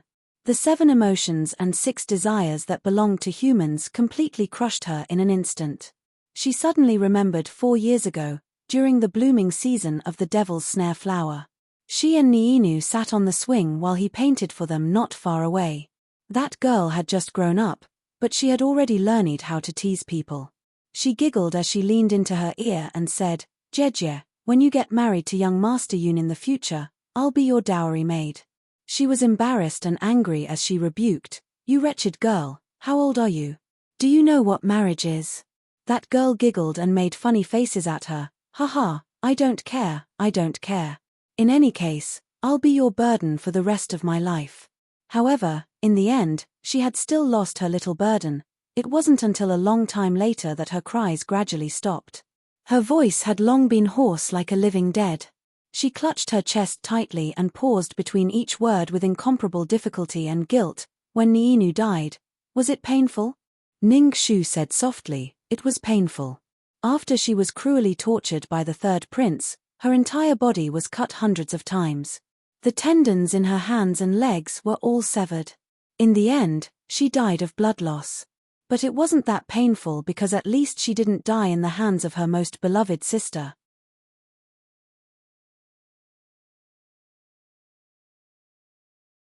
Chapter 119. Just as Ning Shu turned to leave, she heard Consort Wen say hoarsely behind her, "That day, when I gave you the bracelet at the palace gate, I said that if I had a sister like you, I was sincere. I really envy you. If Niinu and I weren't born in the Jew family, but in any other commoner's family, perhaps our ending would be completely different. I also wouldn't have become like this, where even I hate myself." The night was as cold as water, and the river of stars was desolate. Ning Shu placed the bracelet that Consort Wen gave her at the entrance of the cold palace. Then, she walked along the path she came from, step by step out of the world's most luxurious and loneliest birdcage. She walked out of the towering cinnabar palace walls and walked past the resplendent golden glazed tiles. She let the palace lanterns cast their shadows one after another, slowly elongating her figure. It wasn't time to turn off the lights yet. She raised her head and looked at the thousands of lanterns flickering in the April wind along the way. Occasionally, a lantern would be blown out by the wind, but soon, a palace servant would run over and light it up again. Another gust of wind blew over, and the palace servant had no choice but to run for his life. On some palace roads, the palace servants who were in charge of the lights secretly took a nap, and several palace lanterns were extinguished without a sound, not even leaving a sigh. It was like countless souls struggling under the stars in the mortal world. In the darkness, she suddenly felt a trace of coldness. At the end of the palace road, a voice broke the ice wall that surrounded her. "Why are you in a daze?" The voice was like ice and jade knocking against each other, with a trace of impatience after waiting for a long time. She turned her head and looked in the direction of the voice. She saw a tall and slender figure standing under millions of stars, at the end of the waning lights. He was still wearing his cold black clothes, and his brocade-like black hair. However, under the reflection of the lantern in Juice's hand behind him, there was a rare trace of warmth. The bone-chilling coldness in her heart had unknowingly melted away. She gathered her clothes and walked to his side step by step. "I'm thinking about how great the magic power of power is, to be able to turn the woman who Yun Ruohui once said with a light smile into this unrecognizable person." He was also thinking about Niinu. 3 years ago, she narrowly escaped death and dragged herself all the way north to the capital to look for someone. If she knew in advance that her sister, whom she wholeheartedly trusted, would one day treat her as a stumbling block and kill her, would she regret it? There was also Lan Xiong. She had seen through the mysteries of heaven at the festival of bathing the Buddha. How could she not feel a trace of fear?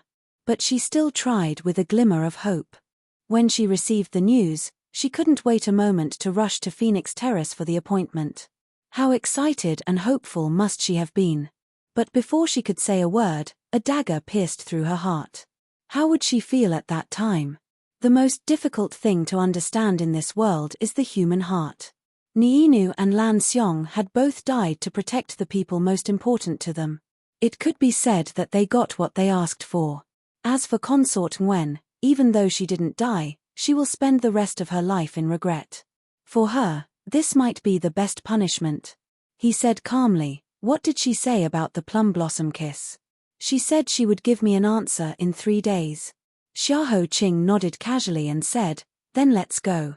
The palace road was still the same cold palace road. The two of them walked side by side. Ju Sai held the palace lantern in his hand. The faint yellow light reflected the bright begonia painted on the lantern shade onto their clothes. Half of the light shone on his cloak embroidered with flowing clouds, and the other half on her rippling watercolored skirt. She tilted her head and blinked gently, teasing, "Has your highness been waiting for me?" Xiahou Qing's fingertips twitched slightly. He turned his head and smiled, "You think too highly of yourself." Because of this case, His Majesty's old illness flared up again. He called me into the palace to accompany him. When I left the palace, I happened to pass by this place. It was just on the way. Ning Shu was speechless. This night, the sky was very high and very bright. In the dark blue silk-like curtain of night, one could see a string of Milky Way. Specks of starlight adorned the brocade, and under it, everything was plated with a layer of silver splendor. After not hearing Ning Shu's voice for a while, Xiahou Qing furrowed his brows and said, "What nonsense are you thinking about now?" Admiring the stars from thousands of years ago and the unpredictable changes above her head, Ning Shu casually said, "I'm thinking about Wan Chang'an. I'm afraid he never would have thought that his momentary hedonistic behavior would lead to such a shocking chain of major cases. In the end, it led to the destruction of his entire Wan family. If he hadn't been so angry that he had listened to someone's instigation to throw the cloud leaf into Phoenix Terrace, allowing him to witness the entire process of Consort Nguyen's murder and pulling the first wheel of this enormous wheel of fate, perhaps no one would have noticed that a little songstress on moon-luring lake had been silently erased from this world. Then, there wouldn't have been such a series of events. Wait. A terrifying thought suddenly licked her heart like a poisonous snake's tongue, causing her to suddenly stop in her tracks. In this cold night, her entire body was terrified. Yes, if Wan Chang'an hadn't been instigated to do such a foolish thing. But who was the one who instigated Wan Chang'an? Cao Huayu, the second son of Imperial Uncle Cao.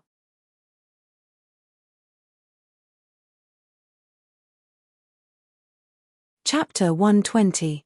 Countless scenes involuntarily flashed before her eyes.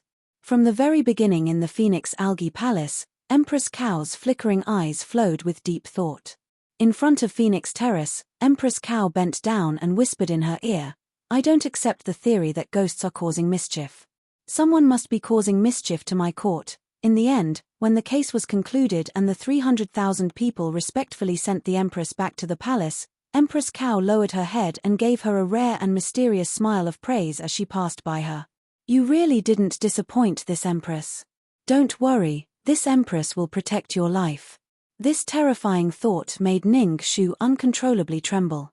She subconsciously grabbed Xiahou Qing's sleeve and muttered, "The person controlling this case from beginning to end, could it be Cao?" Before she could finish speaking, Xiahou Qing suddenly pulled back his sleeve coldly. Then he raised his hand and gently pushed. Ning Shu was completely unprepared. She felt her body go soft and with a splash, she fell into the side of the palace path, into the flowing lotus pond stream. The water of the April stream was cold to the heart. Fortunately, she was somewhat good at swimming and didn't choke to death. She struggled to stabilize her body on the slippery cobblestones at the bottom of the water. Hugging her soaked clothes, she looked up at the elegant person on the shore with his long belt fluttering in the wind. She angrily said, "What are you doing? It was like this again. It was like this again. Last time in the Sea of Fire, he was also like this." Without saying anything, he directly pushed her into the secret passage hidden in the Sea of Fire, causing her to be in a sorry state. This time, it was the same thing again. This person's bad taste was truly repulsive to the extreme. She pulled up her wet skirt and struggled to get onto the shore.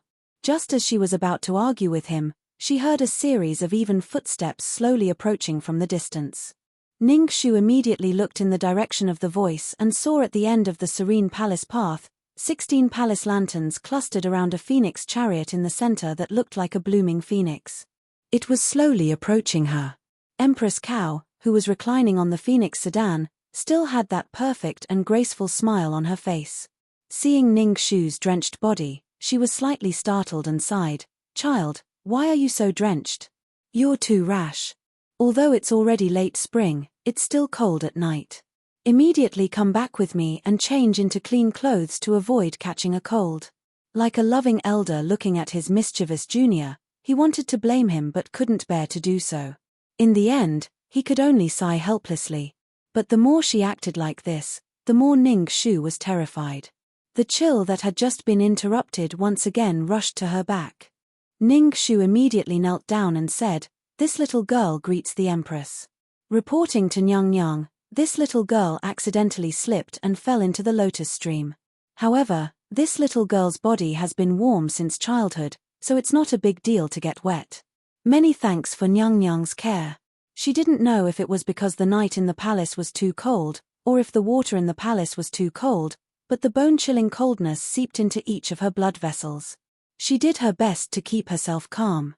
"Since it's like this, Ben Gong won't force you." Empress Cao smiled and gently turned the jade thumb ring inlaid with gems. "Your bravery in solving this case, no matter if it's His Majesty or my court, you have done well. Ben Gong will remember this. Is there anything you want as a reward?" The water droplets on her body dripped onto the dark palace tiles. Ning Shu bowed deeply. It's this little girl's duty to help His Majesty and Nyang. The truth of the case being revealed is this little girl's greatest reward. This little girl doesn't dare to have any other extravagant requests. Then, has this case really ended? Empress Cao said slowly. In the sky above her head, a star that belonged to hundreds of millions of years ago suddenly flashed by, dragging the last trace of its life and briefly lighting up a small part of the sky. Ning Shu looked at that shooting star and was stunned for a moment until a pebble lightly hit her back. "Yes," she slowly said. The short moment of deep thought just now was just a sudden guess. Could she find any evidence? She couldn't. So, she could only answer with this one word, yes. Empress Cao smiled. In the deathly silence of the imperial palace, it was particularly clear. She bent down and slowly looked at Ning Shu, saying, "Ning Shu, you really are a smart person, a very smart person. Since this is the case, Ben Gong is relieved."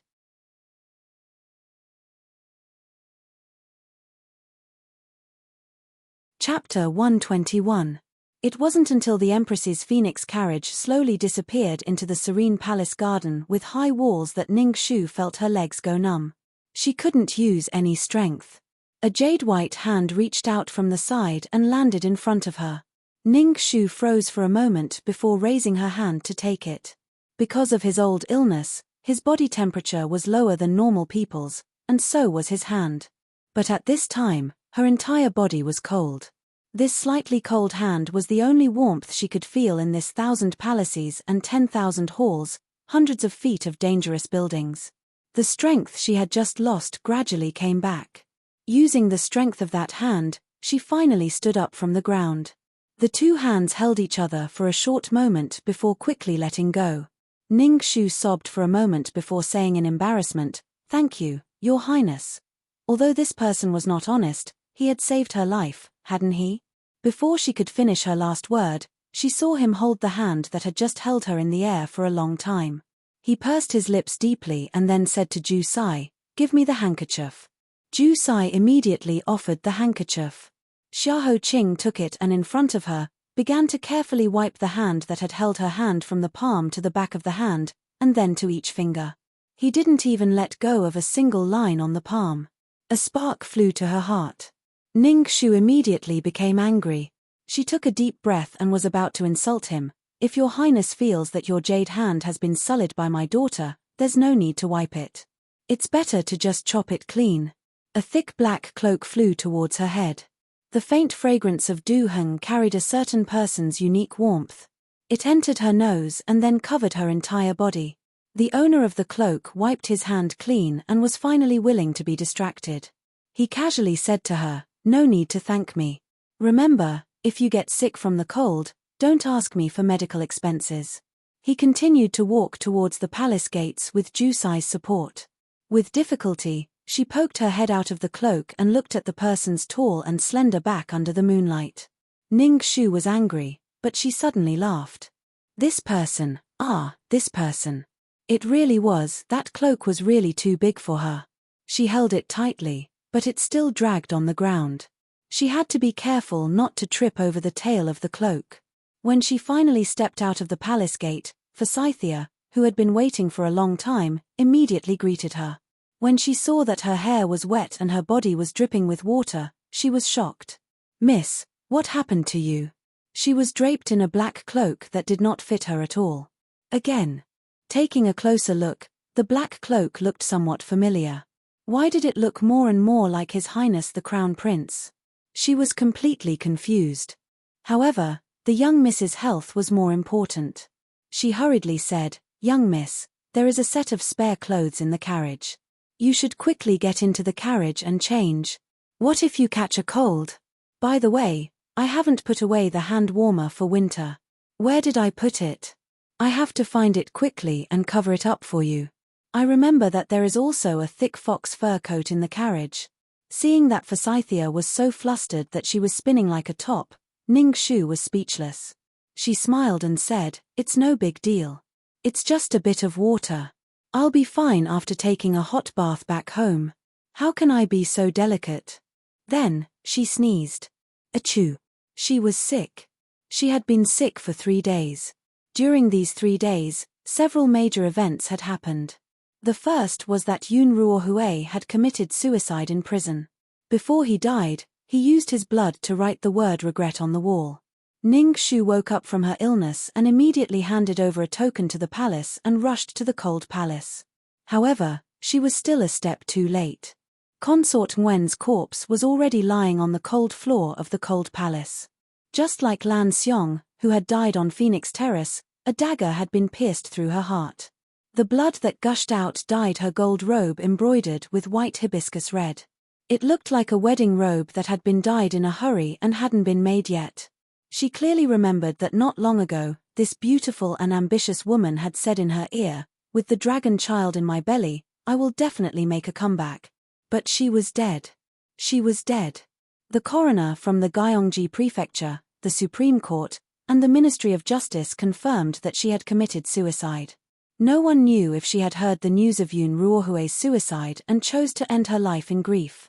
In short, this woman, who had been manipulated beyond recognition by fate, had finally left the world that had never treated her well, and she had never treated her well. She had brought along the secret of the plum blossom kiss that she hadn't had time to tell. The only news that could be considered not bad was that Cloud Leaf, who had been unconscious for nearly a month, had suddenly woken up.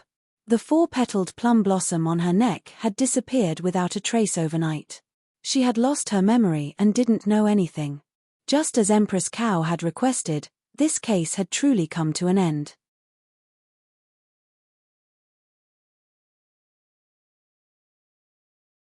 Chapter 122. The Chasing Cloud and Moon restaurant was the largest and most lively restaurant in the capital. There were no less than 100 people sitting in the hall on the first floor. They were drinking wine while listening to the storyteller's eloquent words. It was a great fortune in their lives. Bai Xiaosheng shook his head and began his opening speech.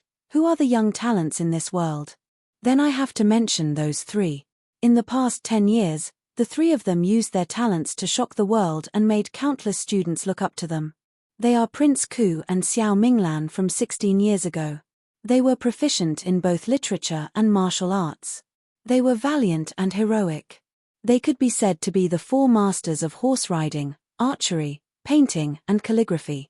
Unfortunately, they were extremely conceited and did not take others seriously. They spent their days in brothels and theaters, indulging in wine and women. In just a few years, they exhausted their talents and were only left with the smell of wine and women's cosmetics. The second one is Prince Pingnan's son, Xiaoho Qing from 11 years ago. When he was young, he was taller than the heavens. His debate on policy overturned the entire Shuemi court. When the Xiongnu invaded, he only offered one policy and the Xiongnu retreated. This caused the Xiongnu imperial court to be in chaos for many years. He could read 10 lines at a glance. Being able to remember everything he saw was his most insignificant skill. It was truly admirable. Unfortunately, the heavens were jealous of such talents. He was born with a sickly aura.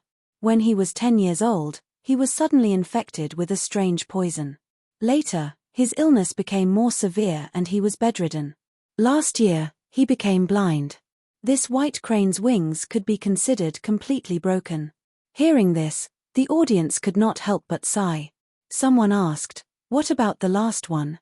The last one is Ning Shu, the eldest daughter of the Ning family from 7 years ago. Everyone was surprised. Her? Although she solved the Phoenix Terrace case in front of 300,000 people a few days ago, News quickly spread that she had an expert guiding her from behind and that she did not have any real talent. She only purposely made a big show of it to wash away her bad reputation of being a jinx to her husband.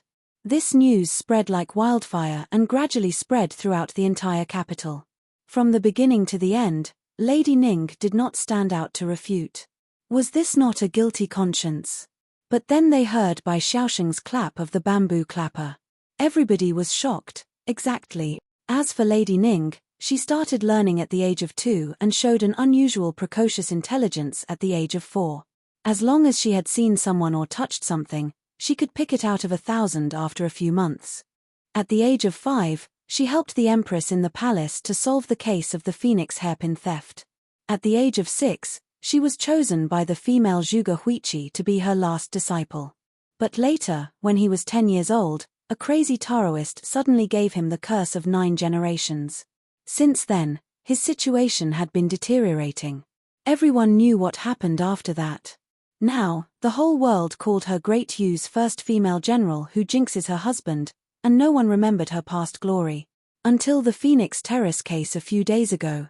Could it be that she really solved the case by herself? Someone asked curiously. That's absurd. Yesterday, Lu Jijiu from the Imperial College had personally paid a visit to the House of Duke. He wanted to ask her how she had solved the case. Do you know what she said? Everyone's interest was piqued. What? She had a dream at night. She dreamt that the ghosts of Niinu and Lan Xiong told her. Tell me, isn't that nonsense? The master behind her must have forgotten to tell her the details, so she had to make it up to fool people. Everyone laughed. Maybe this is what the saying goes, being young may not be good when you grow up. Someone else mocked, Zhongyong is nothing more than that. Next, let's talk about the most discussed case in the capital, the case of the 4th Miss of the Qi family. Okay. The storyteller immediately took over and changed the topic. Speaking of the 4th Miss of the Qi family, it's another unsolved case. The Lu family is really unlucky. Qi San died not long ago, and the 4th Miss of the Qi family. The people outside were excited by the story, but they didn't know that in a room on the 2nd floor, the 3 people who had just been mentioned and the 7th prince, Xiao Yunsen, had gathered around a table to play horse game. To be exact, Xiao Minglan, Ning Xu, Xiao Yunsen, and Hui Mo had gathered in a circle to compete with each other. Xiao Qing was leisurely drinking tea on the side. Occasionally, Hui Mo would ask him for advice, and he would condescend to open his mouth. Even so, after 4 rounds of gambling, Hui Mo had won, Xiao Minglan second, Ning Xu neither lost nor won, and Xiao Yunsen was the only one who had lost everything. His face was ashen.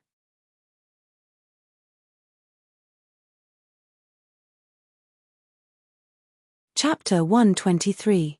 Xiao Minglan took a sip of tea to soothe his throat, then glanced at Ning Xu with dissatisfaction. Lady Ning, next time when you play horse games, don't go easy on me like you did today. It's so unpleasant. If you want to play, you should play with your real skills. Even if I lose, I'll still be happy. Xiao Yunsen, whose face was ashen, immediately turned into a corpse and screamed. What? She, Ning Xu, actually went easy on him. What did she mean? It meant that the next time he played cards with these people, he would lose everything in the 7th prince's residence. Little royal uncle, you're too mean. You dragged me into the fire pit. Xiao Yunsen sat in the corner and glared at these people with great resentment. Ning Xu smiled and said, Yes, yes, yes, Your Highness Prince Ku. This time Ning Xu was rude. Next time, I'll play with you to the fullest. However, I've finished the 4 rounds of horse games that I promised you. Can you lend me the token? Xiao Yunlan held little Hongyang in his arms and played with her soft white hands. He casually threw something to her and said, Take it. You can return it to me before noon tomorrow. Ning Xu bowed and said, Thank you, Your Highness. We'll take our leave now.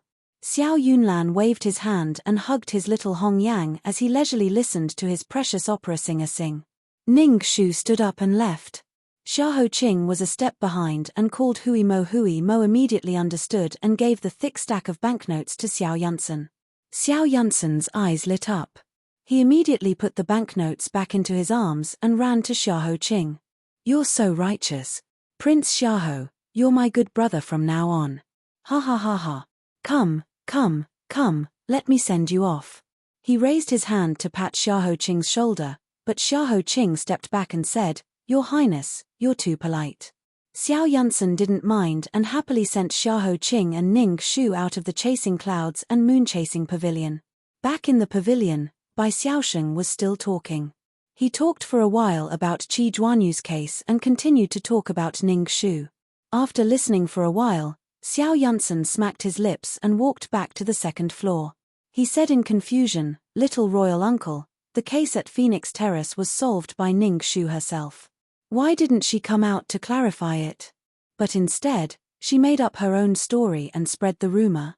The tallest tree in the forest will be destroyed by the wind.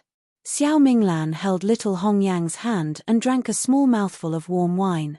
She said lazily, How much of a limelight that girl had on the Phoenix stage is how much face the imperial family has lost. There are 3 reasons why Imperial Brother hasn't punished her yet. First, Imperial Brother's old illness has relapsed and he doesn't have the energy to punish her. Second, the case has just been closed. If he punished her immediately, the people would think that the imperial family can't tolerate the truth. Third, Her Majesty the Empress pleaded for her life. The combination of these 3 gave her a chance to breathe. This is a rare opportunity, so she has to grasp it. She has to ruin her reputation before His Majesty recovers. The more the people don't believe that she solved the case, the safer she will be. This is to protect herself and also to ask for punishment. Xiao Yunsan was stunned by these words. It took him a while to react. So that's why. Then he silently decided that he had to be careful when he saw that Lady Ning in the future. As for Ma Jiao, no more fighting. Xiao Minglan grabbed little Red Yang's hand and kissed it. He smiled flirtatiously. The mole under his eyes was lively and fragrant.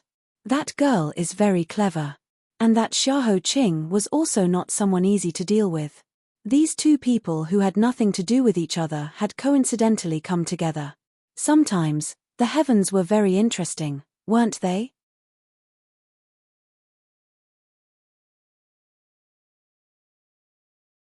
Chapter 124. In the carriage, Ning Shu carefully looked at the small brass token in her hand and chatted casually. Among all the royal relatives in the capital, only Prince Ku is so playful and interesting. The 7th prince is also a young man, simple and straightforward. It was rare to hear her praise someone, and 2 at once. For some reason, Xiaoho Qing felt a trace of inexplicable unhappiness in his heart. He frowned and said faintly, Perhaps, but don't forget that the most simple thing in the palace is the skeleton in the dry well, or the one who will become the skeleton. That's true. Ning Shu sighed and nodded. As the princes gradually grew up, the emperor, who used to brandish his sword on horseback, became more and more aged in recent years. A bloody battle for the throne was about to begin. Because of her interference, the 3rd prince was forced out early. But don't forget, the 4th prince Xiao Yunsu, the 6th prince Xiao Yunsan and the others had already shown their desire to compete.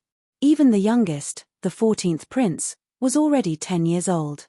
No matter how simple a person was, after a few baptisms of blood, he or she would be forced to change. Her ability was limited.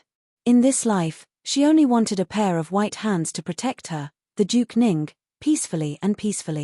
The carriage leisurely stopped in front of Phoenix Terrace.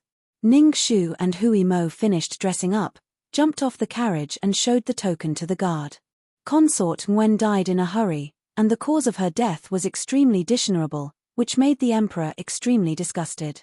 Therefore, she was not allowed to enter the royal mausoleum. Empress Cao made the decision to hastily bury Consort Nguyen in Phoenix Terrace. After the burial, the Phoenix Terrace was completely sealed and never to see the light of day again.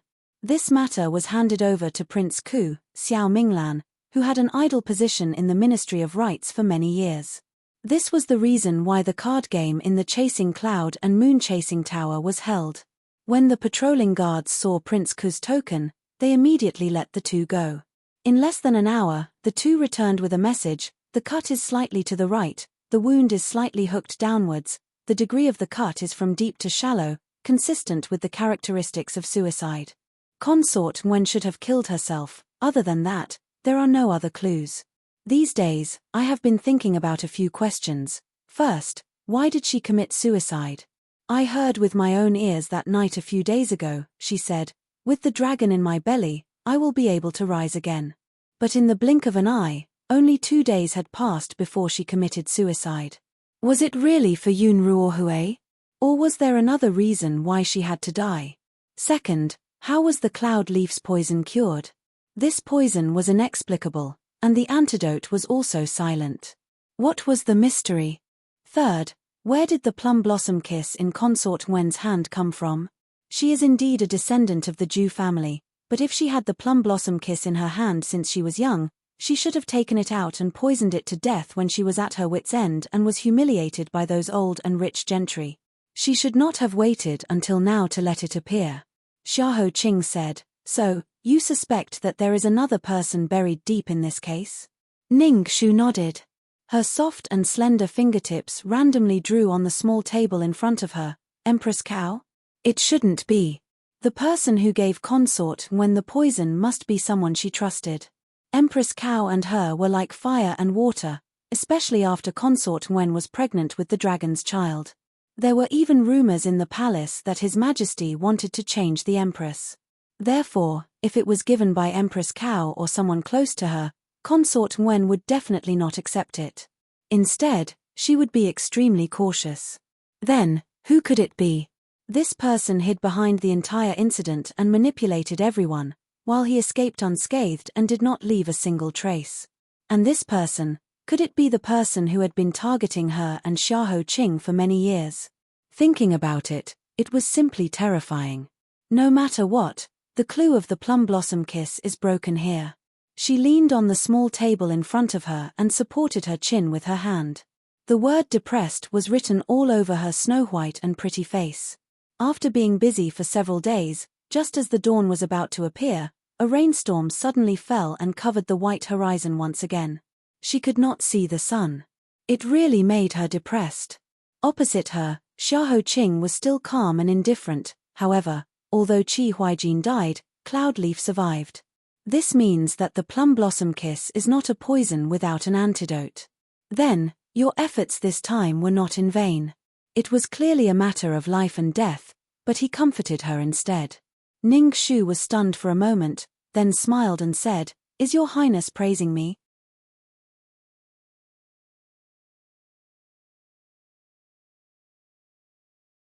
Chapter 125. Hui Mo drove the carriage very steadily. The carriage silently passed through the desolate and lonely Phoenix Terrace, crossed the gurgling Nine-Arch Bridge, and then gradually drove to the Zhuqiu Street where people came and went. The pear blossoms on the Zhuqiu Street were in full bloom. The branches were decorated with heavy white flowers, slowly counting the passing carriages and pedestrians. In the quiet and secluded pear blossoms, Ning Xu heard Xiahou Qing slowly say, "You can say so." Ning Xu immediately held up a smiling face. "If so, then shouldn't your highness give me some rewards?" Since she was doing things in a low-key way, then she should do things in a high-profile way. She must not miss the rewards that she should ask for. Xiahou Qing raised his lips and said, "Oh." She thought that according to his temper, he would reply to her, whimsical. She did not expect that after a moment of silence, she would hear him say lightly, "What do you want?" This made Ning Xu somewhat surprised. At this time, a gust of wind blew. Pieces of snow-white pear blossoms jumped down from the branches and fell on the pedestrians. Some of the petals sneaked in from the corner of the carriage curtain that was blown up by the wind and fell on Xiahou Qing's black clothes. A few days ago, he appeared in front of the Phoenix Terrace in a black outfit, causing countless people in the imperial city to compete to imitate him. But the same black outfit on some people looked good, but on some people, it looked like a funeral. One of the petals seemed to be very human and also liked his beauty. It gently touched the back of his hand, turned around, and touched the tip of his tall nose. It was somewhat irritating as it wantonly fluttered in front of him. Ning Xu subconsciously reached out to help him catch it, but another hand also reached out and held it at the same time. One hand was warm and soft, the other was slightly cold. But both of them were stunned at the same time. The wind outside the curtain was still blowing, and more small white petals blew in. It blew through her waist-length hair, and also blew through the black silk cloth in front of his eyes, and finally entangled with each other. Inside the carriage, it was completely silent. Thinking about how this person was obsessed with cleanliness and didn't like to be touched by others, Ningxu almost immediately pulled her hand back. She smiled awkwardly, then lifted the curtain and threw the pear blossom in her palm out. She said, "This street full of pear blossoms is beautiful, but in the end, it's too small and annoying." Then she added, "I heard that His Highness is about to choose a consort." The warm and soft touch from earlier still lingered on his palm for a short while. His heart unconsciously moved. So, Ningxu did not know why she had said those words. After she finished speaking, she felt a bit regretful. Xiahou Qing chose his Shizi consort. What did it have to do with her? What right did she have to interrupt? She could only laugh dryly and continue, "When the time comes, if your highness finds a good match, please don't forget this little girl. Please allow this little girl to come to your residence and drink a toast." It was unknown which word had offended His Highness the heir, but the carriage suddenly stopped. Ningxu was invited out and then arrogantly drove away. The reason was very good, it was not on the way. From Vermilion Bird Street to Duke Ning was a full 10 li Ningxu. Fortunately, Vermilion Bird Street was not far from the East Market. Thinking about how she had not had the time to play with Jie because she had been busy solving the mystery, Ningxu decided to go to the East Market to buy some of Jie's favorite candied fruits to coax him. After the Phoenix Terrace case, the East Market returned to its former bustle. The magic trick stall was full of people. In the middle of the crowd, the stall owner was trying to figure out a new trick. Ningxu watched with interest for a while, then continued to walk forward. She saw Jie's favorite bamboo dragonfly and saw a stall selling candied fruits. She bought 2 sticks and decided to give one to Jie and the other to herself. After she finished buying, she walked a few steps and turned back, deciding to buy another stick. Finally, she walked to the East Market's most famous candied fruit shop, but was suddenly stopped by someone. "This young lady, please wait a moment." The voice behind her was hurried and slightly panting, but unexpectedly, it was somewhat familiar. Ningxu responded and turned around. She did not expect to see no one else but Cloud Leaf, who had just recovered from a serious illness. Because of the huge poison, Cloud Leaf had lost a lot of weight.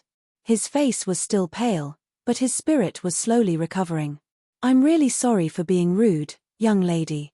Cloud Leaf seemed to have chased Ningxu for a long time. There was a thin layer of sweat on his forehead. After he stopped Ningxu, he apologetically bowed and said in a panic, "Please don't worry, young lady. I'm not a lecher who wants to strike up a conversation with you. It's just that I had a serious illness a while ago and lost all my memories. I only vaguely remember that I liked a young lady. We were about to get married, but something happened and that young lady left. I asked all the servants and relatives around me, and they all said that it was my dream. There was no such person, but I clearly remember. I'm going back to my hometown in Jiaoyang tomorrow to continue recuperating. Today is my last day in the capital. Just now in front of the magic trick stall, I felt that young lady's back looked very familiar, so I rashly stopped you." After he finished speaking in a panic, he shyly and hopefully raised his head to look at Ningxu. "Excuse me, have we met before?"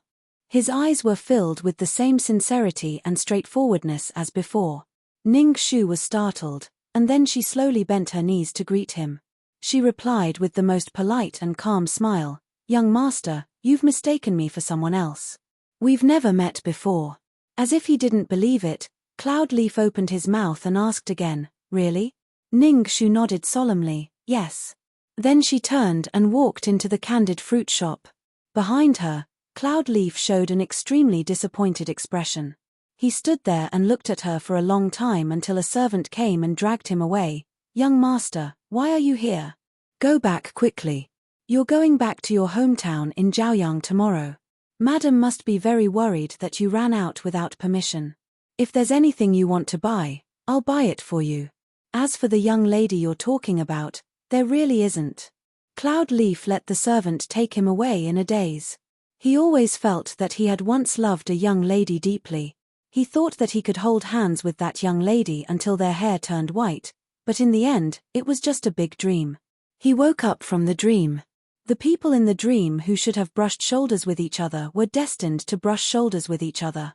And the person who shouldn't have brushed shoulders with each other, Ningxu finished buying the candied fruit and came out.